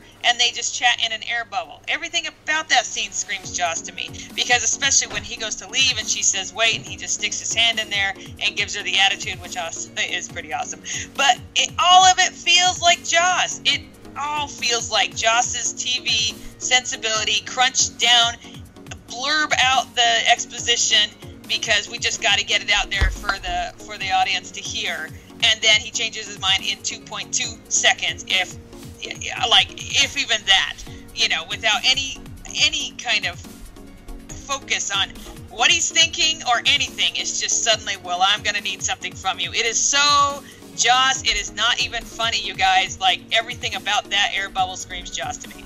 I think my thing is, like, it doesn't feel like a Joss Whedon scene. Like, when I was seeing it in the theater, it didn't feel like a Joss Whedon scene. When I watched the movie again, it didn't feel like a Joss Whedon scene. Like, nothing about it feels like Joss Whedon to me. Maybe it's because of the actors, but, like, honestly, even, like, sometimes there are times when, like, despite the actors' best efforts, it doesn't work, But, like, that scene just doesn't feel like a Joss Whedon scene at all. And maybe because the lighting, because he doesn't have his typical horrid lighting, it doesn't feel like one, but I don't know what it is. Anyways, Amber says Joss is just too incompetent. I personally think that, I think the scene is definitely Joss Whedon's scene, but I feel like the dialogue is Zach's. Yeah, so I guess I don't exactly agree with you, because, like, I don't know what happened, because, like, there's no way to tell, really. But, there is some sort of disconnect of, like, like, some people, you could argue it's Joss, and you could argue it's not Josh, Because there are things, like, what Katie was just saying about, like, the idea of crunching everything into, like, a certain amount of space, and then what other people are saying about, like, could Joss have even come up with that idea, and then what you just said about how maybe, like, the dialogue is Zach's, and maybe the directing of it is Whedon, it's kind of like a gray scene, like, it's hard to, like, pin down or say exactly what's wrong with it, or whatever. Mm-hmm. And that's really where I am, because it's like, and that's the one scene, like, I can feel, like I can see, Katie, what you're talking about with, like, the exposition-heavy dialogue there, but I also feel like maybe, like, if that was Zach, that might have been the studio saying, hey, we need exposition for Aquaman so people will be more informed of his character for his movie. They're always going to say that, but I feel like Zach gave us the exposition through several different scenes, all of which got cut. That's true. It's just... That's what I feel. I don't know. Like, you're right. I don't actually have an inner working of the knowledge or anything about it. It's just how it feels to me. But it's true. I have no proof. And so, in the end, we'll just have to wait and see if we ever get any more information on it. Fingers crossed, so. Mm-hmm. Yeah, but, I mean, were there any other... Yeah, go ahead. Mm-hmm. Are we doing another podcast before San Diego Comic-Con? Well, I'm not entirely sure, because, I mean, I don't know my availability for the next couple of weeks, but, because my boss doesn't tell me my work schedule until, like a few days before it comes out. Fair enough. Lovely. Point is, what I want to say, what are you guys going to do if they actually release the Snyder Cut and, like, just, like, tell everyone everything that happened, that's the fun. I don't know what I'm going to do. End of July would be, like, fireworks for me if that happens. Well, here's the fun thing. So that's actually, like, what was gonna be the back end of the conversation of the podcast, actually, where, like, the possibility. Sorry. No, it's fine. It was just like you're, like, really on the nose there. But seriously, like, I want to talk about, like, what is the real possibility of, one, the Snyder Cut coming out, and two, it being either released or, like, announced at Comic-Con. Like. If you, like, what do you guys think? Because I'm not really... I mean, I'll give my thoughts a little later, but I want to give you guys the chance to, like, share your thoughts and opinions on the Snyder Cut. I don't think the last time, purely because they have Aquaman to focus on for San Diego Comic-Con, and then they're going to try and push a bit of Wonder Woman. I don't know when the release date is. I think it's in 2019. Mm-hmm.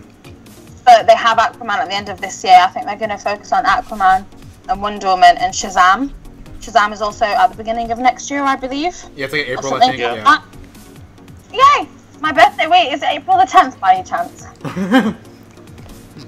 Anyway, cool.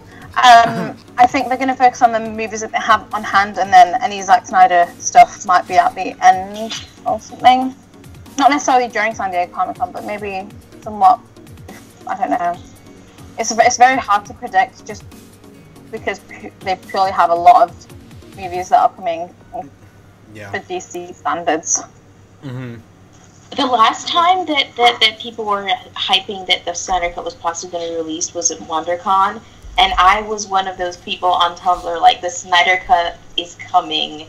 I said it's going to happen. Like, I hyped it up so much, and then nothing happened, and then like 2 days later I went on Tumblr and I was like, okay, nothing happened, but you know what, that's okay. So I feel like something might happen, something might not happen. I'm not going to hype it up this time. So, yeah, I think it's dangerous to get your hopes up, but I totally understand, Rebecca, that desire to just kind of speak it and will it into being, you know, so I totally get that. But I do admit that, like, I would love it. I will fight for it, you know, like, I legit am not going to let this go. But I don't really have any expectations, simply because it's dangerous to get expectations. You know, because you can be and will be disappointed so often. So in the end, I'm just going to keep talking about it, keep being annoying about it, keep pissing people off with it, and hope that, you know, maybe something happens, but I don't have any expectation of it because I don't trust that studio at all. Mm-hmm. I kind of don't. For me, I'm kind of up to a point where, you know, if it comes out, it comes out. If it doesn't, it doesn't. But, I don't know. I guess after being reminded of it so many times and so many people, you know, coming to me about it, because I remember I told some friends about the Snyder Cut, and that's all they've been talking about to me. Like, hey, you're the DC guy. When is the real version of Justice League going to come out? Is it going to come out this year? Is it going to come out next year? Like, my dear Lord, they're clueless. You're like, dude, go online, man. Find your own answers, you big babies. Yeah, but I guess for me, I mean, I have doubts that they're actually. I mean, I believe that there is a Snyder version of the film. However, I don't really believe that it's going to come out anytime soon, because you know, I'm not saying that it will never come out, because there have been instances where there have been, like, directors' versions of the films that have come out, like, years later. Like, it happened with Blade Runner. It happened with the Christopher Reeve Superman movie. So, you know, never say never. But I think the thing that we probably have to keep an eye on is, I think, budget, for the most part. Because, like, I don't know if any of those scenes that Zach filmed were done, like, were they finished in terms of, like, CGI? Because I think that's the biggest thing that is to be looked at. I think Zach does have access to his version of the film.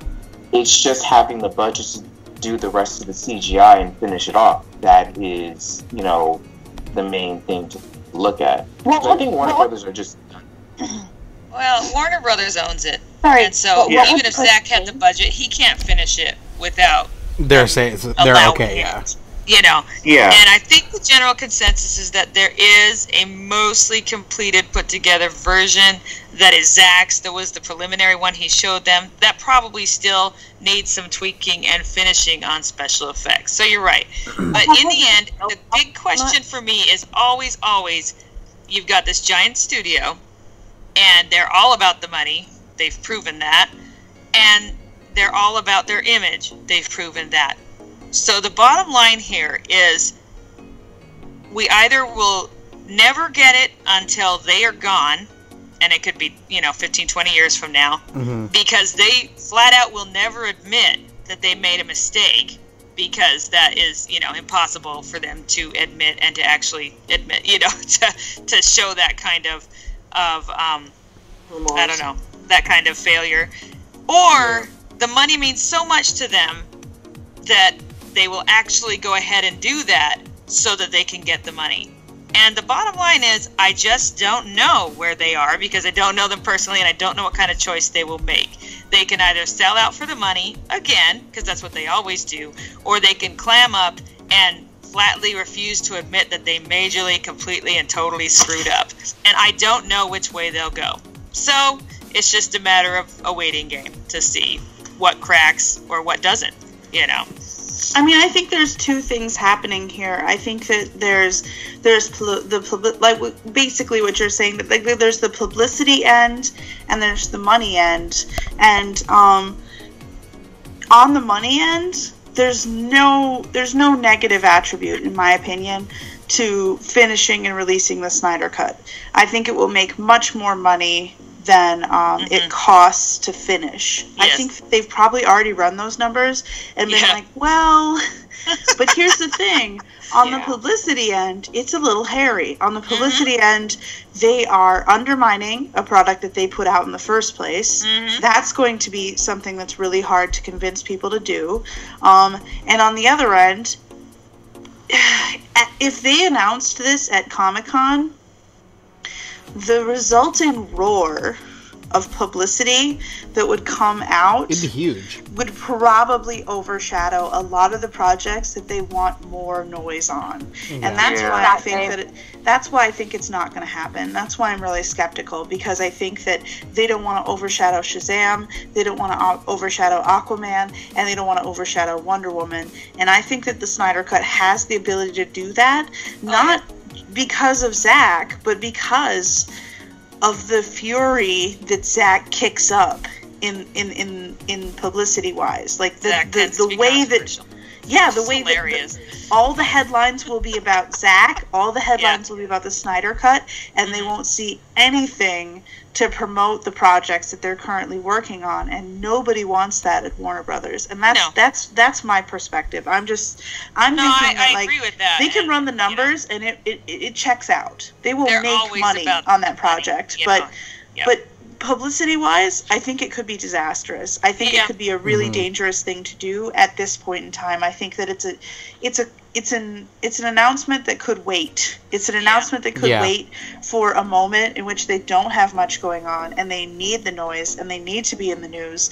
And Zack can do that for them every time. All they have to do is be like, they just have to walk out into the middle of Comic-Con and scream Zack Snyder, and all of a sudden the entirety of Comic-Con will be about Zack Snyder. Like, if they wanted to one day steal Comic-Con from Marvel, just like in a one fell swoop, they should just drop that Snyder Cut, like just in the middle of it. Like, they would ruin Comic-Con for Marvel. It would be beautiful. Well, actually, well, I guess the only thing I think that it is even remotely possible for them to mitigate the damage, and I agree with you, Danielle, wholeheartedly, would be for them to announce it, drop it like the next week, and then get busy promoting the absolute crap out of all their projects after it drops. But I agree with you, it's still risky, it's still a little bit hairy, and I just don't know if they consider that a fair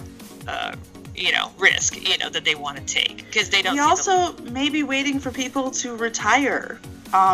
Like, this might be a situation, I'm pretty sure that's what went on with the Donner Cut, is basically we just needed the right people to retire, the right people to stop working at Warner Brothers. That's what I mean. And then when we got on, that they could say, well, they screwed up, but we didn't, and we're going to give this thing, and I agree. That's why it might take time, because there's still people there that don't want to admit that they screwed up there, and so you have to wait for them to leave. Fatima, were you trying to say something? Sorry, I totally cut you off. It's alright. I think that DC will overshadow Marvel in the Comic-Con anyway, because they've given virtually nothing for Aquaman, and I think that's when they'll give something for Aquaman, or a snippet, or whatever it is. And same with Shazam. I think they're ready to give at least a minute of Shazam, because they finished it, didn't they? I think the other principal photographer, but one thing I gotta say is that actually Marvel isn't gonna be at Comic-Con this year. Like, the MCU is out. Thank you. I remember hearing that. Yeah. Yeah. So this is DC's opportunity to dominate Comic-Con. Like it would have been cool if Marvel was there so they could dominate Marvel too. But like I think this is like to have the spotlight primarily on the DCEU and DC films. This is their because Marvel doesn't always, in the last few years they've shown like they'll show up to Comic-Con one year and then not go the next year or whatever. But like this year especially, like between Aquaman, Shazam, Wonder Woman, we're probably going to see at least either like a sizzle reel or trailer of Shazam. We might see like some images of like Cheetah, like in her actual Cheetah form for Wonder Woman for there. We will obviously, there's already announced we're going to see an Aquaman trailer for sure. And the Flash directors also kind of teased something too. So like we might even seeing like either like an announcement, like the proper name of the film or whatever. A lot of people want to like wait. A lot of people want like an official like DCEU slate to be announced. Honestly, at this point, being a DCEU fan, I don't want a fucking slate because they've changed their quote unquote slate so many times over the last several years. Like Aquaman or Cyborg still technically has a film slated for 2020. Nothing since then. Nothing at all. And they also have the Green Lantern Corps, which is supposed to happen in, like, there's been some sort of development on it with, like, Jeff Johns supposed to write it, but, like, honestly, I don't even know if that movie is going to happen, because I don't think DC has faith in the Green Lantern franchise. But as far as the Snyder Cut goes, here are my thoughts on the Snyder Cut movement and the possibility of it. I want a Snyder Cut so badly. Like, Zack deserves it. We as fans, I don't want to come off as entitled, but I feel like we deserve it as well because of how shitty the theatrical cut of Justice League ended up being. Yeah. For me, myself, I want it more for, like, to feel like Zack, like, all of his hard work wasn't for nothing. Yep. And that everything he went through wasn't just, like, like that wasn't for nothing. Like, everything, like, between, like his actual hard work on the film and losing Autumn and the fan vitriol he's gotten over the last, like, decade. I just wish that, like, I just wish that this opportunity for Warner Brothers with the Snyder Cut would happen. Now, I don't know. No, I do think it exists. I don't know if there's enough of it for there to be a completed Junkie XL score. I don't know how much I don't know how much Junkie completed, but even if he did like 75% of it, I feel like there's you could probably like tweak some of the BVS and Man of Steel score and just add it on, because that's basically what they did with the Donner cut of Superman. They used John Williams' score from Superman the movie as that, like, or for the Donner cut. So they can easily just do that to finish up the score for Justice League.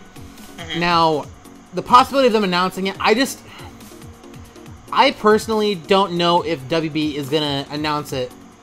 Either, well, I just don't know if they're gonna announce it at all this year. As much as I want them to, and I want it the Snyder Cut as soon as possible, the realistic side of me, the realist, for me, I still think WB, they don't want to own up to their mistake. They're of the mindset, because a lot like much what Danielle said about it would just be a PR nightmare for them either way. Yeah. Like, because once they announce it, everything's going to be like, oh, a spotlight's going to be back on Zack. For good or for bad. And Warner Brothers is going to look at that and be like, either own up to their mistakes, or if anything, like, use the opportunity to be like, we are not working with Zack Snyder again.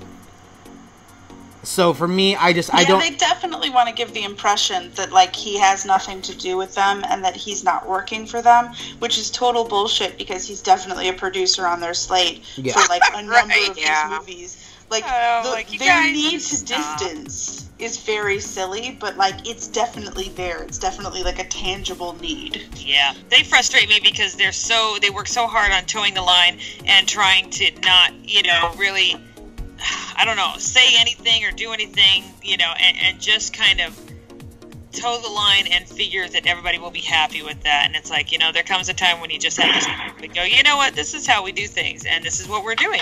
And, we're good with this, and we're going to keep moving. If you don't like it, that's cool. But they can't seem to do that. They're always trying to play politician and play up to everybody.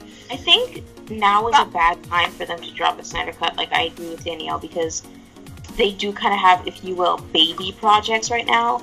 Like, because Shazam is young. This is brand new. They don't want to, like, overshadow their little baby who's just trying to, like, get on his feet, Same thing with Aquaman. Like, this is the first Aquaman movie, you know, like, they're not trying to, like, overshadow, you know, their young little projects that are just getting out there.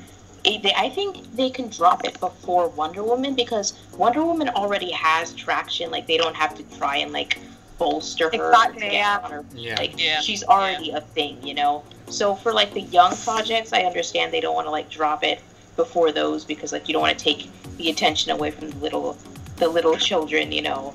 But Wonder Woman is, like, she's, like, already a thing, so they can drop it before Wonder Woman, and I don't think it's going to negatively affect Wonder Woman.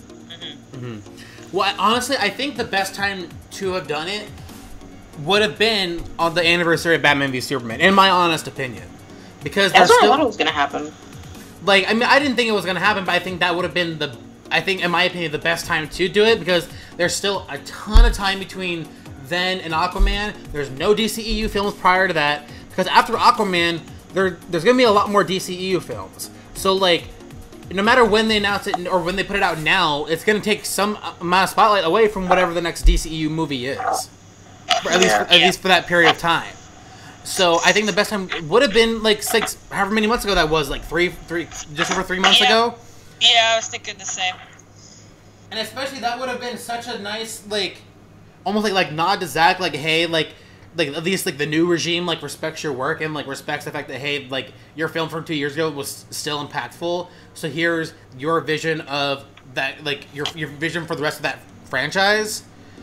I would have at least liked that. It's just, I just don't know a time when Warner Brothers is going to think, oh, this is a good time to do this, if they are going to do it. Don't you think, with this, has the merger happened with AT&T? Has it fully happened? I think it has. Yeah. I mean, I don't think it's like officially, like, set in place, but, like, all, like, the documents have been signed and stuff like that. I feel that, like, these mergers take a while to like, actually take place, but, like, it's been, like, announced that the merger is done. Do you know how Danielle said about people retiring and things changing? Mm-hmm. I think once AT&T, like, fully, you know, merged properly and everything is there and they've got a few new faces and stuff, they can do it then without having too much of an issue.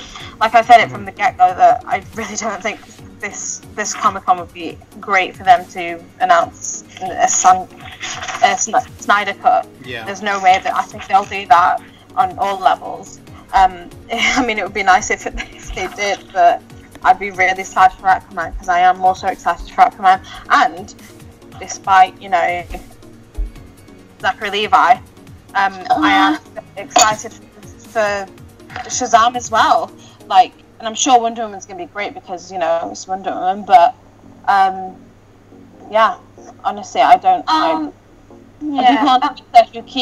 The people on Twitter who keep just, like, pestering people, it's getting to a point where I'm just, can you please stop? They know that there is a need. They know that there is definitely an audience and people who are willing to put a lot of money on this Snyder Cut. But why, like, ruin the Comic-Con for these new actors? A lot of the new actors that are coming from Aquaman, it'll probably be their first Comic-Con. And I just don't want people at Comic-Con to, like, continuously be, oh, when's the Snyder Cut coming out? When's the Snyder coming out? Well, okay, thank you for showing interest in one of my company's works, but could you show interest in the work that I'm going to present you? Yeah, this was Ben's entire frustration when he was trying to promote other movies, and yet all they could do was ask him about Batman. And he's like, you guys, I am promoting this movie, you know, and there is a point when you got to, you know, respect that there is a time and a place for everything. I'll keep talking about it, but I'm not going to start bellowing at the actors. It's out of their control and not something that they need to have to worry about, you know? Yeah, but I mean, I agree with you on that they shouldn't do it now, but I feel like the more and more they delay releasing the Snyder Cut, if they intend to do it, like, the more it's like decreasing their chances of changing that movie's initial impression. You know, like, I feel like the Ultimate Edition for BVS did a lot in terms of changing the general consensus about the movie. I mean, people still go around like, oh, it sucks, but, like, it's less so. Yeah, and enough minds were changed, even if it was slightly. The Ultimate Edition came out. Yes. Yeah, I feel like if they wait too long, then they're just gonna it's just gonna come like as like an afterthought, and it's not really gonna really cause that impact in the fandom that we want, you know, and that we want this the legacy that we want this movie to have. And I agree, but it's a shitty company and they haven't managed it very well in the last year or so. Oh yeah, they continue to suck. And at the same time, they kind of missed their window. I feel like I agree with Nick. They should have already done this. They really should have. You know, it was time to manage the situation months ago before you start trying desperately to move on to new projects. You know, and so they have beautifully put themselves into a rock and a hard place, and it just takes talent and stupidity to be able to do it as well as they've done it. So, you know, we just have to see what happens, you know? I mean, I'm concerned that the problem might just be that they aren't done with it, like, because clearly like, a lot of like visual effects stuff wasn't done, and you need like huge crews of people to do it, and now that the movie's out, you wouldn't have that kind of budget and stuff to get that done as quickly as, you know, when you were working on a movie full time. And like, we know, okay, at least from the leaks early on, like just after Justice League came out, like we got a lot of leaks from like crew members. I think they posted it on Reddit or something that they were working on visual effects on the movie, and a lot of the information was accurate. So I mean, I'm inclined to believe whoever that anonymous poster was, that they did actually work visual effects on that movie. That they said after the movie came out, they were still working on some of the deleted visual effects for like some additional release or something like that. That I remember a post that mentioned that. So like, I mean, if that's to be believed, then I would think that, you know, they would have it would be in the works, because we didn't get any bonus content with the DVDs or the Blu-ray releases, right? So like, we didn't get anything substantial. So if that person's post is to be believed, then like they were clearly working on something. Yeah, you know, and it's just like, so hard to know. There's so many rumors flying, and it's just hard to know what is, you know, what is real and what's not. Which is I think part of why I just try so hard not to get my hopes up and acknowledge that realistically, it may not be something we get anywhere in the near future, or maybe I'll be delightfully surprised, and then I can get all crazy, you know. So, can I say though, in terms of Aquaman, sorry, we didn't talk about the one tiny picture. Like, I just want to say I love the detail that is going into this picture, because, like, or into this film, because just the one picture of James lining up the shot, you know, in the sunken ship. There's like little doubloons scattered all over the table, and Can I you know, add sitting Amber's inside comment a on the sunken last ship, part? and I'm just like, oh my gosh, I'm very excited for all the detail of this film. That makes me very, very happy. Okay, sorry, I'm done. Yeah, go ahead. Go ahead, Rebecca. Amber, since we're moving on, I just kind of want to say Amber's thing. She said, if anything, they would probably announce a Snyder Cut after they steadily get good critical reception on a couple of movies. Right now, the only movie with good reviews is Wonder Woman. They probably want to build goodwill, and after that, they will announce a Snyder Cut. So yeah, I don't think it's going to happen on this Comic-Con, but maybe next year. Makes sense. Yeah, I agree. That sounds like a good approach. It's entirely possible, but I will say it's like the longer they wait, the more maybe they'll are just release like, it. I'm out, you know. Yeah, maybe they'll release a Snyder Cut to hype up the. I don't know how that would happen. But. Yeah. Mm-hmm. Well, one thing I think it's fair to bring out too is that, like, if it does drop anywhere, I mean, you know, a lot more details came out about the DC streaming service. So maybe at some point, if it's gonna drop anywhere, maybe that's a place where they put it to get more hype for that streaming service so they can make more money that way. They can't make me pay for a whole streaming service just to watch one thing. I don't know. I mean, if they think they can, they will. So. But the thing is, with the streaming service, it's not even available in the UK, so it's like... Yeah, that's the only thing, is that it's not available worldwide. Yeah, that's a good point, yeah. Yeah, you're right. They would lose out on that. That would be a stupid decision. So, like, if they do that, I'll change my IP address or something to a US one, so I mean, I don't know how to do that. I honestly don't. But I will find a way. I will find a way. I will become tech genius, and I'll do it. But I doubt this. It'll be like this amazing hacker years from now, and they'll be like, "How did you get your start?" Like, well, here's my Snyder did this to me. I can only see numbers and dashes and ones and zeros now. There you go. I think it's binary code, is it? Or maybe I'm just like completely wrong. To be honest, There I you don't know. go. I'm not. That's my my tech knowledge in terms of hacking. Well, I just think of like let's say like within the next year that a Snyder cut is announced and released. How does that affect Zack's relationship with Warner Bros? I think a lot of people will have changed by then, especially with the AT&T merger. I think like a lot of people who have, you know, the place of power that they did and the decisions that they made won't even have the same or won't be there, and they'll be swapped for someone else, and things will have changed as well soon. And I'm hoping that the next new movies are positive and well received, and people realize that maybe this is what Zack Snyder wanted all along throughout his vision and whatnot. I don't think Zack is a person to hold a grudge. I think he'd forgive, but he wouldn't forget, and he wouldn't like.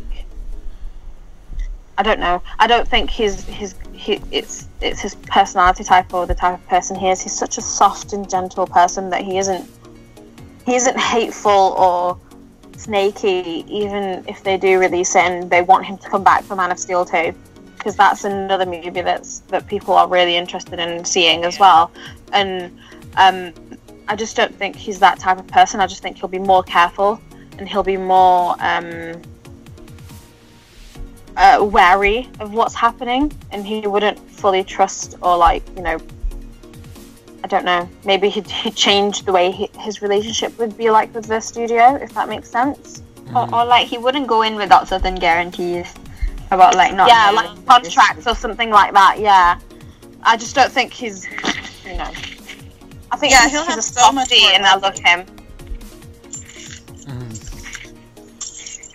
But I really want to see like Aquaman with his trident in the Comic-Con, and I want to see him and Mira like in a fighting scene together. That would like literally make me so happy. It would make the next 5 months of waiting worth the wait.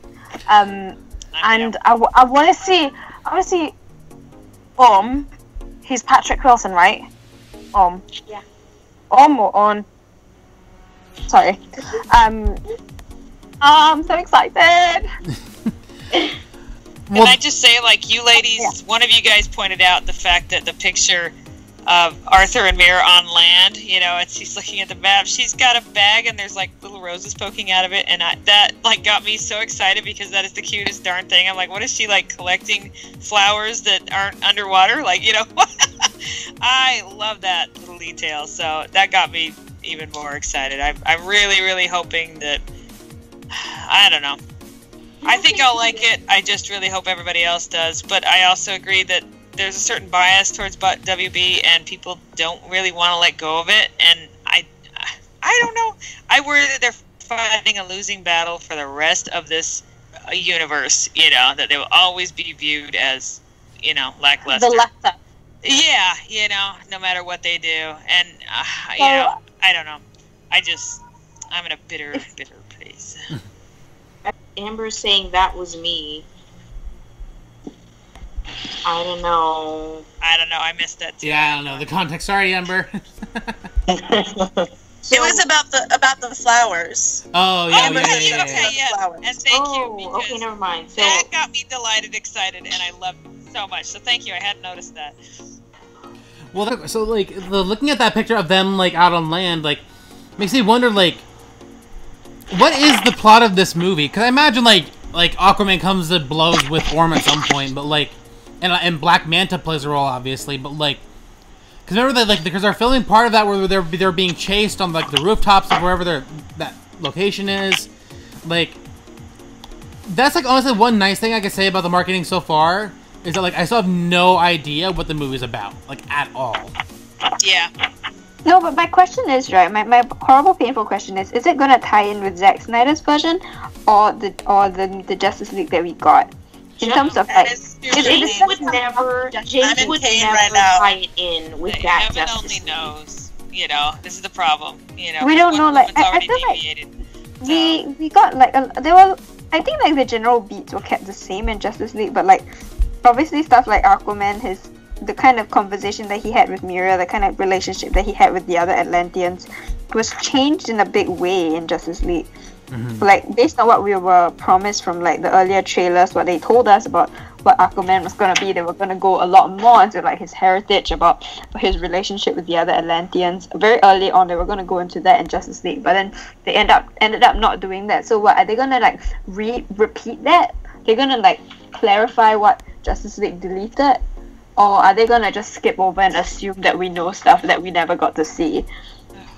I don't know. I think whenever you're doing a solo movie, it's dangerous. Okay, if you introduce a character in a team-up movie for the first time, and then going into the character's solo movie, you don't introduce them and explain who they are as a person and everything, like...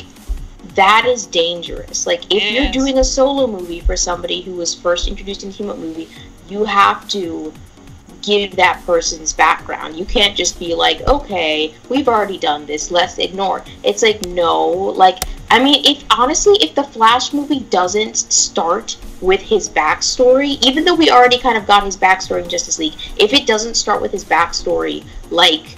that just doesn't make any sense. Like, even if you already introduced the character in a group movie, you have to give their backstory in this movie. And I mean, it already looks like they're doing that because of that scene with Nicole Kidman. Like, you know, they're going to go into his backstory. They're going to go into with his mother and his angst about not being on the, like, not wanting the throne and stuff like that. Like, they're going to get into all that. And James Wan is, like, it seems like everything was already planned out before Whedon got involved in Justice League, so I don't think he's gonna change all that much. Like, even if he does see the gaps and he's like, oh geez, Zack was gonna cover XYZ in Justice League, and now I feel like I have to pick up the slack. I feel like either he's going to try and do it. I don't think James would ever try to do that inorganically. Like, I think his thought, even if he's concerned because he and Zack agreed to do certain things, even if he's concerned that Zack's stuff didn't get into Justice League, and he's worried he's going to have to pick up the slack, he's not going to do it unless it works organically into the film that he already has. Like, agreed. I think that's a very optimistic take on it, but yeah. James seems to be putting enough attention to detail and trying to get it just right that I do think that, you know? Yeah. I think this is a new level of impatience that I'm really frustrated with lately. This idea that like you can't tell a character's origin if you've already seen like 10% of it. Like, I'm sorry, I kind of like to see Batman's parents killed over and over and over again. Like, as long as you do it a little different from the last time, I don't care. Like, it's part of the story, and it's really weird to demand the same story about the same character over and over and over again, and then be like, hey, don't introduce anything. Don't you dare tell the same story every other time. And it's like, dude, like, what do you expect? If you want to not hear the same story over and over again, stop asking for the same character. Start looking for new characters. Like, there are two types of narrative, and you're asking for the same one, and you don't like what you're getting. It's just, it's really frustrating. It is, and I agree. It's like, telling 10% of it doesn't mean that you cannot address it again. Not to mention, you're right, every single time that they retell the Batman story and re-kill his parents, they do it a different way. They often tie it into the later story in a different way. Like, you know, there's a reason that it's always there. Beautiful. That nobody's done and that's poorly. okay. Everybody's done it gorgeously. It was my favorite part of the 90s Batman films, was the death scenes with the rains, because it was just so poetic. And it was the most poetic cinema I'd seen so far. Like, it was fantastic. And the idea that we're just, like, not allowed to tell that story again because fanboys know it, it's like, come on. Like, you're not the only person who wants this story. And also, you're asking for it. If you want to see another Batman story, if you want to see another Batman is Born story, you're going to have to deal with all the parts of that Batman story. Like, it's nonsense. Comics are cyclical. Comics are going to repeat on you a lot. I'm very sorry. You should choose a different medium. If that's what you don't like. Peter Parker too. People said, like, do we have to see Uncle Ben die again? It's like, excuse me, but this is very essential to his background story. Exactly. And his origin. Exactly. Yeah, and that's what I thought was missing in Homecoming. Being killed, like honestly. Yeah, that's what I thought was missing in Homecoming, because when you take away that aspect, it's not just Peter's didn't even talk about Ben in that movie, did they? Yeah, no, they didn't. And the thing about it is that it's not just his uncle got killed. That defining moment was what pretty much set Peter on the path of becoming a hero. It's what set him to the form of maturity as a hero. But when you took it out, it doesn't have an impact anymore. Now it's just some teenage kid in a spider suit. Yeah.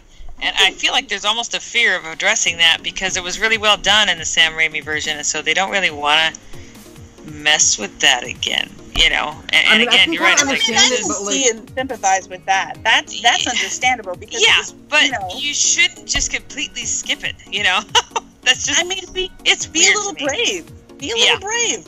Show me your Snyder courage. Was brave. Exactly. Zack Snyder do a different take on it. Show it from a different way. You know, go with it and just do something else. But just leaving it out entirely implies that you're too terrified to touch it, and therefore are just pretending it's not there, and that's just weird.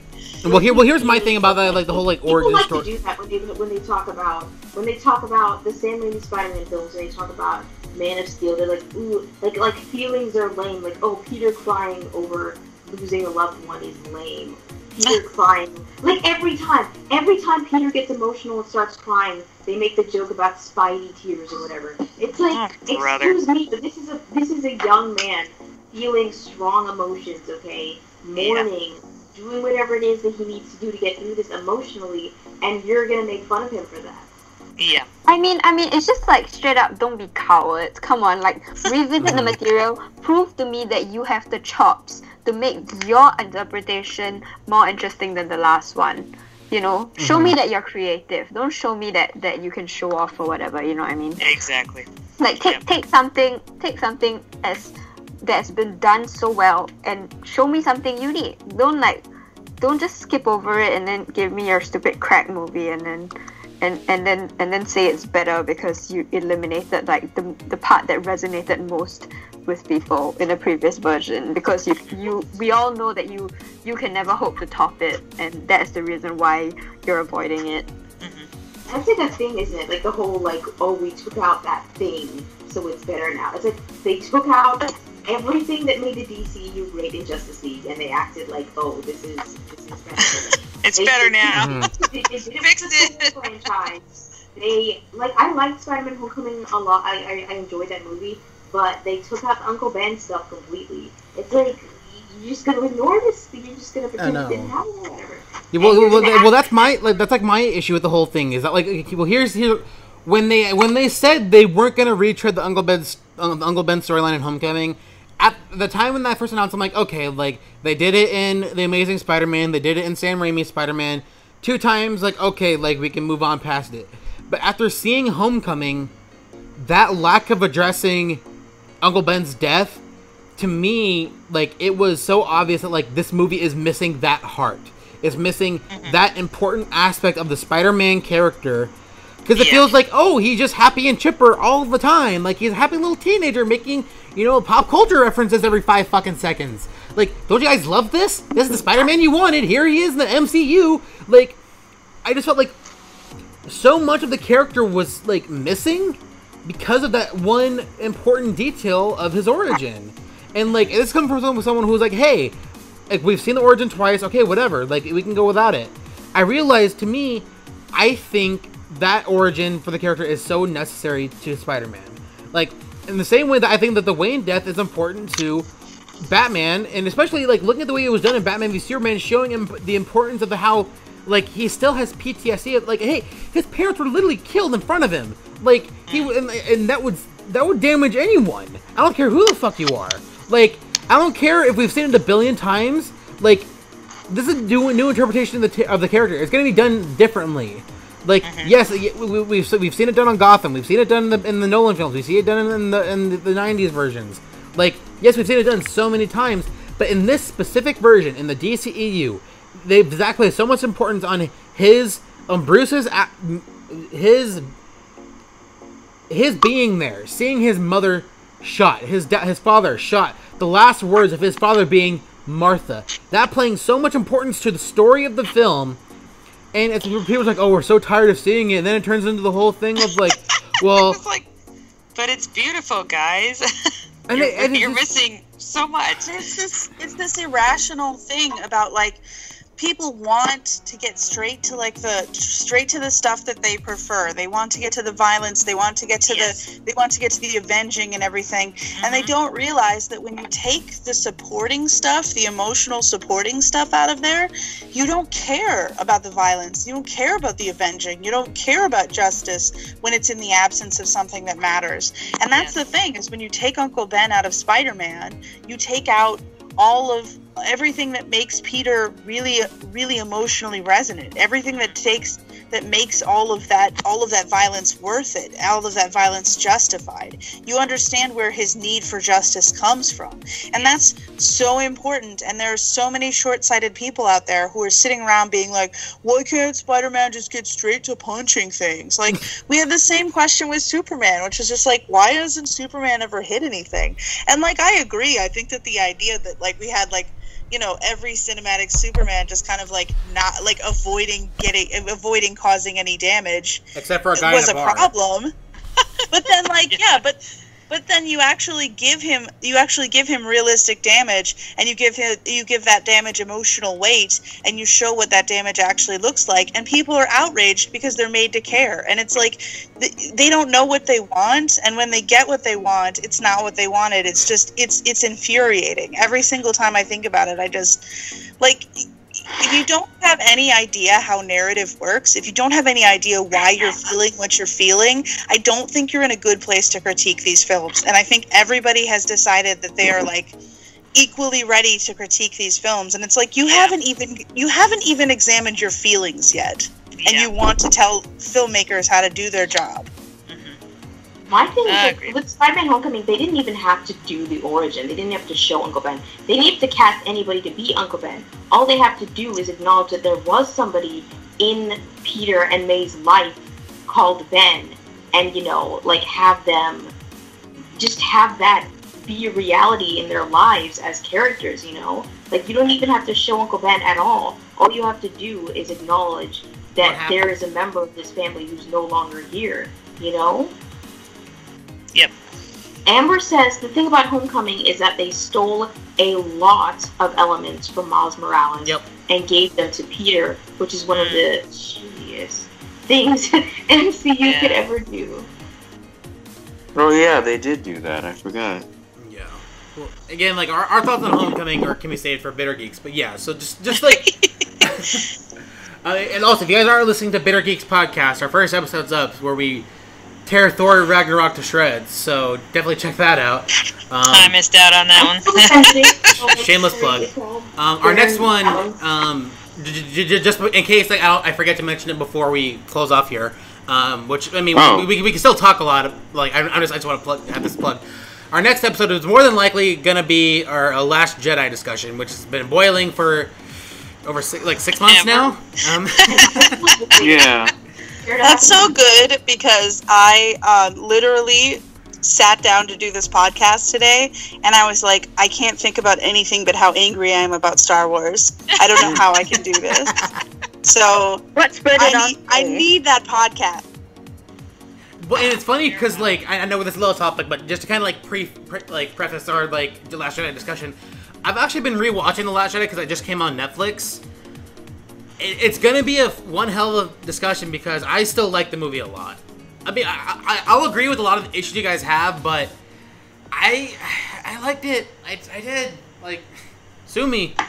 It felt okay. like I liked what it. We need is good discussion. Yeah, we I liked it. understand and respect people's opinions, and give our own reasons why and stuff like that. But nobody's bagging on anybody else or telling them they're full of crap or a complete loser because they like or don't like it. This is exactly what discussion should be. So we'll just be modeling, a good way to go at it instead of yelling at each other on Twitter about how people suck and you're a fool because of this, and stuff like that. Or harassing an actress off of social Star media. Wars one, and I'm not a huge Star Wars fan, but I did watch it, and in comparison to the other one, I'm just going to give my 2 cents here, just really quick. I did enjoy Last Jedi. I just thought that the direction that they went in wasn't the direction that I thought should have gone in, and I didn't like the Reylo scenes and stuff like that. That didn't sit well with me. This is a legit discussion we're dying to have. So yeah. I don't think I'll make it because I have a lot of deadlines coming up soon, and I think this will be my last podcast until after San Diego, maybe. By San Diego, I mean Comic-Con. Yeah. That's just my opinion on The Last Jedi. I'm not really interested in making a different cut or making whatever it is because I'm not a huge fan, and I understand people who do.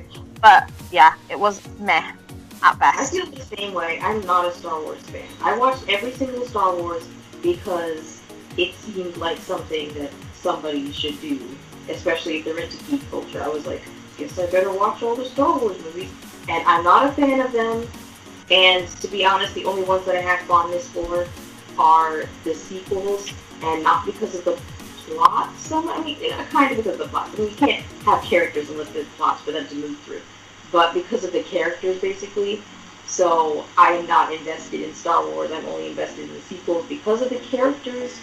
And to me, as long as the characters themselves, nothing, as long as they don't die or anything, I'm like, okay, to be honest, I don't care. So I'm just going to avoid this conversation.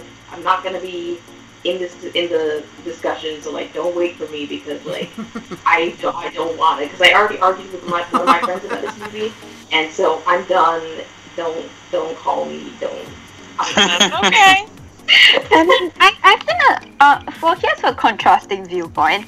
I've been a Star Wars fan since I was 13, serious, hardcore, absolutely embarrassing Star Wars fan. I have Darth Vader sneakers, which are my daily go-to sneakers right now, so That's awesome, Gene. And yeah, but here's the thing. On its own, I think The Last Jedi is a self-contained wise, it's a respectable movie with a lot of really good points. But every time I try to think, I start to think about applying the plot of what happened in that movie and the stuff that happened in that movie to the rest of the Star Wars universe. My heart starts to hurt, and I stop thinking about it. That's pretty much me. Good job. Yeah. I mean, well said. You summed it up. But yeah. Sorry, Nick was saying something. I just thought I'd tell you. No, that's fine. I'm just saying, I really like the movie, but I still have a significant amount of issues with the film. I can still enjoy it and still be like, hey, I hate how they used Finn. I hate the Reylo stuff. I wish that Kelly Marie Tran had something better to do because I felt like she was wasted. And I feel bad saying that because of what happened to her recently with fans and social media. Because she deserves so much better than the shit she's gotten. She deserves way better, and it's not. You're not saying that she personally sucks. You're saying that she was underutilized, and that she could have been given so much better stuff because she, could do it. And I completely agree with that. So you're not bashing her. You're just saying that here you have this great actor, and then you didn't really give them stuff that lives up to their potential. Yeah. So that's gonna be our next topic of discussion for the Beater Geeks podcast. So, that's gonna be a fun chat. Yes, yeah, for sure. But it'll be nice because it will contrast our Thor discussion, because Thor, it was just nonstop bashing, and there was some discussion about some of the very few good things in it, but it was mostly trashing it. Whereas with The Last Jedi, because I enjoyed it as much as I did, I think it's gonna be for a lot more of an interesting discussion, because I think there'll be more moderation in terms of both sides. So this will be cool. Yeah. So yeah, definitely guys keep an eye out for that. I don't know when we're gonna be doing it, but keep an eye out on our Twitters and the YouTube channel for when that comes out. Yep. Yeah. Go ahead. Yeah. How long have we been talking for? Like 2 hours and 40 minutes. Like, long enough that I probably should go in the next 10. You know. Okay. We were only talking for 5 minutes, guys. Feels like it. Yeah. Well, I mean, but as far as like Comic-Con goes, like kind of like cap off the conversation. I have to go. Okay. I have to go. Sorry. No, okay. Yeah, it was nice talking to you guys. Hopefully I will talk to you soon, or at least after San Diego Comic-Con, with more exciting news. For those who are listening, I am Steos from Gotham, and yeah. Alright, bye, Fatma. See ya. Bye. So my question for you guys, like speaking of Comic-Con, is like, other than like what we discussed with the Snyder Cut, like, is there anything you guys want or would like to see from Comic-Con for this year? I think out of everything that I'm mostly looking forward to in Comic-Con, I guess in terms of video games, I'm looking forward to this apparent Superman game that we're supposedly getting from Rocksteady, but I'm not too sure. I don't think that's yeah, I heard about that. Yeah, I just don't think Comic-Con is the place they would announce it. I feel like they would have done that at EA if they were going to do it. Yeah.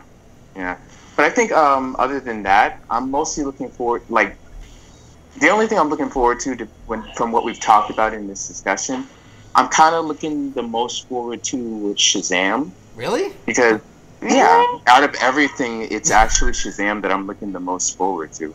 Because I have been on this weird Shazam binge of anything Shazam related, to the point where I literally know the entire history of how DC even got the rights to that character. So I've been kind of on a Shazam binge, and I guess that's one of the biggest things I'm looking forward to, even if it's just a little bit of stuff. If there is any Flash, like any DCEU Flash content at all, I'm gonna be like on the floor crying. I know that it's really early, but like there's been chatter about there maybe being some Flash content at SDCC, and now I'm just absolutely, like, it's my one-track mind. It's really bad. I can't really appreciate anything else until I know if there's going to be, like, Ezra and Kiersey in the same room. Because that's literally all I need. That's literally the peak. That's it. I don't need pictures. I don't need footage. I don't need storyline. I don't need a logo. I need Ezra and Kiersey in the same room vibing. Mm-hmm. That would be nice. Yeah. I admit to being squirrely about that one simply because it's, people known for their comic flair doing the film. And again, I don't need dark and gritty all the time. I just don't want it to be nothing but a comedic show with one-liners every other second. And so I'm a little squirrely. I'd love to hear more just to get the idea of where they're going with it. And I deeply would love to see Ezra and Kiersey in the same place. I totally agree with that. Totally. Yeah. Well, so for myself, I'm lucky enough because if for those of you who don't know, I actually live in San Diego, California, where Comic-Con is held, and I don't go every year, but last year I was lucky enough to be able to go as a volunteer. So basically, what that means is that I work for a Comic-Con. Like, I volunteer for a few hours out of the day. They don't pay me, but because I am a volunteer, I get to get into the convention for free. So anytime before and after my 3 hours per day, or however many days I want to volunteer for, anytime before and after, I can walk the convention floor, go to any panels I want to, actually attend the con for free. So last year was my first year doing that, and last year was so much fun. One of my first days volunteering, I was giving out the bags the main entrance after people get their tickets or their badges and walk in. And a little bit of an interesting story, because I had a few celebrity encounters last year, which is pretty cool. So one of the first ones, have any of you guys, if you guys have watched Avatar: The Last Airbender, you guys know who this is, but if any of you guys have seen the movie Hook, or if you guys are aware of the actor Dante Basco. Yeah. Oh, you met him? Well, so here's the story. It's not a fantastic story. But Andy Waffle was fantastic. Okay. I was handing out the bags, and like all of a sudden I hear, "Oh my god, that's Rufio!" And I turn around, and like he's like within like 10 feet of me, and he's just like there to casually. He's like snapping pictures with some guys, and at that point, like my phone was dead, so I couldn't turn it on to ask him for a picture. But I did like wave at him. I'm like, "Hey man, what's up? Like, how's it? Like, hope everything's good." And he's like, and he like just kind of like waved at me for a second. So that was pretty cool. That is cool. He's awesome. Yeah, and he was like super like nice. And he took pictures with a lot of the volunteers. So that was pretty cool. That is cool. And I assume the guy was busy doing stuff. So like I assume he was in a rush, but like he was still nice enough to do that. Yep, see, that's cool. And then next time, just grab any near person and say, please, please, please take my picture, and I'll give you my number, send it to me, you know? Yeah. And then... if I was there, I would totally do it. I'd be like, yeah! And then, so that was the first day I was volunteering, and then nothing really happened on the Friday I volunteered, but on Saturday, my day started out kind of interesting, because I was basically, like, holding a sign saying, like, oh, this is where you get the tickets for this signing event for some random, like, show or movie I've never heard of. And I was holding my sign there. It was kind of in the main. It was kind of close to where I was when I was handing out the bags, like the main like entrance area where you get your badge. And it's kind of by where like some of the celebrity like signings are, and in that general area where like a few like somewhat famous people. So there was, for any of you who grew up like in my generation who watched the show Jimmy Neutron on Nickelodeon. Oh, who did you meet from Jimmy Neutron? Jimmy Neutron herself, the voice actress for Jimmy Neutron. Oh my god! I literally because the bathrooms were like kind of by where I was standing. So she went up to go to the bathroom. She walks by me initially, but I don't like harassing or like asking people who are famous for anything. So like I didn't say hi or anything because I just didn't want to like bother her because I knew she had to go to the bathroom, or something. And then she walks back out and then she looks at my sign and she's like, "Oh, what's that for?" And I'm just like, to be honest, I don't really know. And she's like, "Oh, okay." And then she just like walks away. And then so this is actually DCEU related next. So as I'm like, so it's getting towards the end of my like period there, and Kevin Conroy is also in like that group of people who are like signing and taking pictures and stuff. And well, I didn't have a direct interaction with him. I was close enough to like see him and hear him because there's like a huge like crowd of people like surrounding him at the time. So he gets up, he gets up on his chair where everyone can see him, and he does the famous "I am the Night, I am Batman" thing, and it was like so cool to hear him do that in person. So that was really, really cool. But then, so the biggest highlight for me for that entire experience of Comic-Con, so after my last day of volunteering, and this was Saturday, I was done early enough to where, and I kind of told the story earlier, before we started recording, and for any of you who've been listening since like last year, probably know the story as well. Hold on, guys, I gotta go because my phone's about to die, so oh, okay. I should bolt too. Sorry. Yeah, sorry. Okay. Well, anyway, I'm out. It's okay. Okay. Well, in that case, I saw the cast of Justice League. That's all that happened. And Amber said when we were asking about what we would want from SDCC, she said cheetah reveal, to be honest, and maybe a synopsis of Wonder Woman 84. I'm looking forward to that. Yeah. I think we're probably gonna at least get that. We're at least something from Wonder Woman. Maybe a sizzle from Shazam, and then obviously Aquaman. Yeah, so I guess we'll see. So if we do another DCEU podcast or DC Films podcast before Comic-Con, keep an eye out for that. Oh, wait, hold on, guys, my phone's about to die. Oh, wait, hold on, I gotta say bye. Anyway, I'm Speed of the Oppressed, and I get... Oh dear. He's Speed of the Oppressed, and on Tumblr, and he's Al, and he's awesome. Anyway, I'm gonna have to go too. I'm Story Advocate on Tumblr. I'm Katie, and it's been great talking to you guys. Sorry to bail. It's okay. Bye. I'm Danielle, and I'm a Social Justice League on Tumblr, and I also have to go. I love you guys so much. Bye. All right, bye, Danielle. Everyone just like ran out. Everyone was like, "Oh, gotta go, bye."